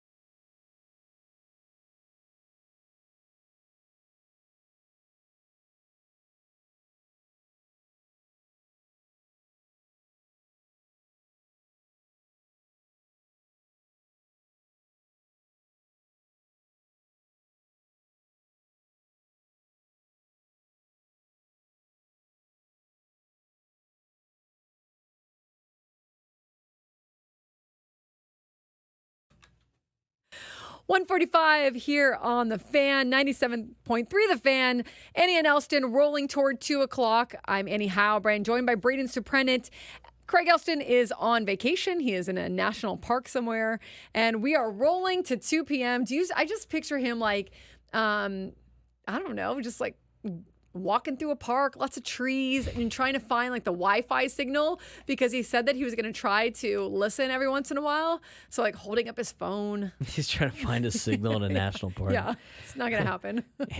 And he goes, yeah, he's at some national park somewhere. I just forget walking what around. it's called. I forget which national park he was going to. It's He in said it like Baja, 30 Oregon times. is where it's at. Oh, I thought it was in Northern California. It is. That's what Baja, Oregon is. Did you finally Baja, I Oregon? got it. No, I got it. Nice. I got it now. Thanks. Well done. Great Baja, job. Oregon. Great Anything job, north of water San fast Francisco. boy. Everything, All right. everything north of San Francisco is just basically Oregon. Chris Baja, in the Oregon. chat says Lassen. You're correct. That It's is like right. Lassen Volcanic Park. Or It looked Lassen. beautiful when I looked did it look up. really beautiful. Lassen Volcanic National Park. That's good stuff. So yeah, great stuff. Hopefully enjoying it. Staying away from the sulfur pools or smells. Or Yeah, don't jump whatever. into those. Yeah. It's bad news. All right, we talked a lot of Padres today. If you missed any of it, you can find it in the Odyssey app. Go back, listen to the chapters. A ton of Padres talk, especially in the first few hours. Big thank you to Greg Garcia, who was on at 11:30 and shed some light. I thought some really good light on what it's like to be inside of a clubhouse and under Mike Schultz, what he was like during his time with the Cardinals and how he's pretty much the same manager now. Talked a little bit about what it's like behind the scenes for them. So a really good interview. You can go back and listen to that on YouTube or on the Odyssey app. And it is time, I believe, for Ask Us Anything.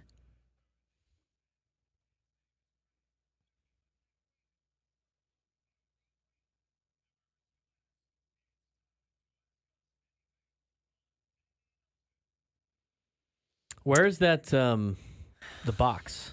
What's in the box? Is that the box underneath the computer over there? Do you want me to grab it and see? Where? Oh, I see it. I see it. Yeah, why don't you roll with that, Braden? Did anyone call? No. Oh, gosh. They're afraid to talk to you on the air. Why is it reminded? Oh, it's the bad mind the gap question. We're going to ask ourselves anything. There's a couple in the chat, I guess. There was one in the chat that I couldn't answer. I flipped the camera around. Braden, are you hungry? Not really. Okay. No. I've been drinking tons of water. What are your plans for the 4th of July? That is a loaded question. Adam Klug is back, by the way. He missed a great week of Padres baseball. The Padres played really well while Adam was in Atlanta. I don't know what that means, but I said to Adam in the text, I said, if the Padres get swept in Texas, we're sending your ass back to Atlanta. but we're very happy to have you back, You're going Adam. to take one for the team. Yeah, hopefully you're ready to roll this next push for content. Plans for the 4th of July. I am laying low. I don't have any set plans. Do you, Braden? You're gonna eat. Braden's gonna break his water fast. Yeah, I'm gonna be grilling some great food. I'm gonna go to 4th. Do you have everyone? I'm going to go to a friend's house. She's got a pool, and we're going to do like some friends and family over. Are you like the host house? We used to be like when I was growing up, and then we started going to other places, or like I think we were until about high school, and then my parents, as soon as like we were getting close to high school, they were like kind of burnt out on the 4th of July parties, and they like laying low, and so we've done that a couple of years. Last year we were in San Clemente, which was a blast because they have the office chair races. I cannot believe what they do there. So explain it again. They I'm gonna see if I close can- down the streets. I'm gonna see if I can find. They like strap you to office chairs and send you down a hill, something like that. It's insanity. It's like the Hunger Games. Here's a of news office report chairs. of it. Because I went to it last year. I'll play this news report on it. Because I have videos on my phone, but I can't put those on the stream. It's pretty awesome. So I'm gonna see if I can add. And like this a real lot quick. of the city takes part in it. The sort of entire thing? city takes part of it. Yeah, they go down one of the fun. streets, the office chair races, and it's quite awesome. Here's the news report we got. July, people who live in San Clemente will no longer be able to kick off the holiday by racing down steep neighborhood streets in makeshift cars. Let's look at this. NBC4's Amber Frias joins us live. Amber, it's not hard to see why this would be fun to watch and do, but So also I'm going very to cut dangerous. the report off, but Okay. that street right there, Oh, they yeah, this come is down. Yeah, that's right, serious Annabelle. thing. This street you see in these behind me office is the one chairs, that and you throw participants everybody use throws to water race balloons down. You out. cut as to you the can news see, reporter. it's She's like pretty standing there with steep, a and serious like look you on her mentioned, they face. She's use like, they can makeshift no longer cars race down to the street. race Yeah. down the Race down street. the Now, this is street. an event that has been going on for and then they get doused with 2 water balloons. decades. Here's the And footage. people I mean, who this live is in like the from area last say- year. This is crazy. New ideas. It's awesome. I think this is like, so they make these like Now, office this is chairs. As video long as from the last base is year an of office chair, Benjamin they and make it Noah, a who bunch you of just different heard from, things. And they race racing down. down All the these hill people are in what they pelting them with called water their balloons. freedom crib. Well, they They make told like us these, they like, designed 4th it of using July a type crib they found Look at on the this. I mean, this is streets. chaos. You see them going That's down not the from last street as year. crowds of But, people like- throw water balloons Yeah, at so they them. make little The like city it's of like a San Pinewood Clemente Derby says car the where you event have, drew like, over where you- 7,000 the people base of last the year, car has to be and an that office more chair. than That's half like the of them were from out of qualifications for it. town. The Oh, city okay, says okay. they And had they'll, like, spoken they'll about shoot prohibiting down the event street, in and years then there's just, past, like, a and giant that water last year's balloon event fight, was the like, final the straw. entire- San the Clemente entire city time, and officials it lasts say for hours. several people were injured last wonderful. year, It looks and that the fun. And neighborhood then you've where got it everybody happened on the was side left streets. It's with almost like used better than a parade, in balloons, my and they opinion, say 'cause neighbors there's also more chance for reported chaos. urine in It's their way yards. better than a parade. And the other thing too, it's like there's people like driving by in cars that are throwing water balloons down the street, and all the cops roll up and they're getting pelted by water balloons. They're laughing their ass off. I mean, they're filming it. Last year it was hilarious. Why did they ban it? I don't know. I don't Okay. even know. I mean, that could have been a couple of years ago. Everything good too. is taken away, you know? Yeah, again, thanks, big brother. Appreciate it. The man always trying to shut us down. But last year, somebody purposely ordered something on Amazon to be delivered in the morning of that time, and this poor Amazon driver drives like right down the street that the office chair races are having, just getting pelted by water balloons, and he's like totally like, what is going on? Like totally panicked. He gets out of the car. He gets pelted by water balloons. He's taking the package, sprints up to the door, drops the package off, and runs back into his car. They don't even like know what's hitting them. You know? Exactly. Like they don't even know. So that's what we did last year. This year, Did I you don't know. participate in it? I didn't or- go down but I went there to watch, and then people would throw water balloons at you, and so I try to catch it. I try to catch I'd catch the water balloons and huck them back at somebody. Yeah.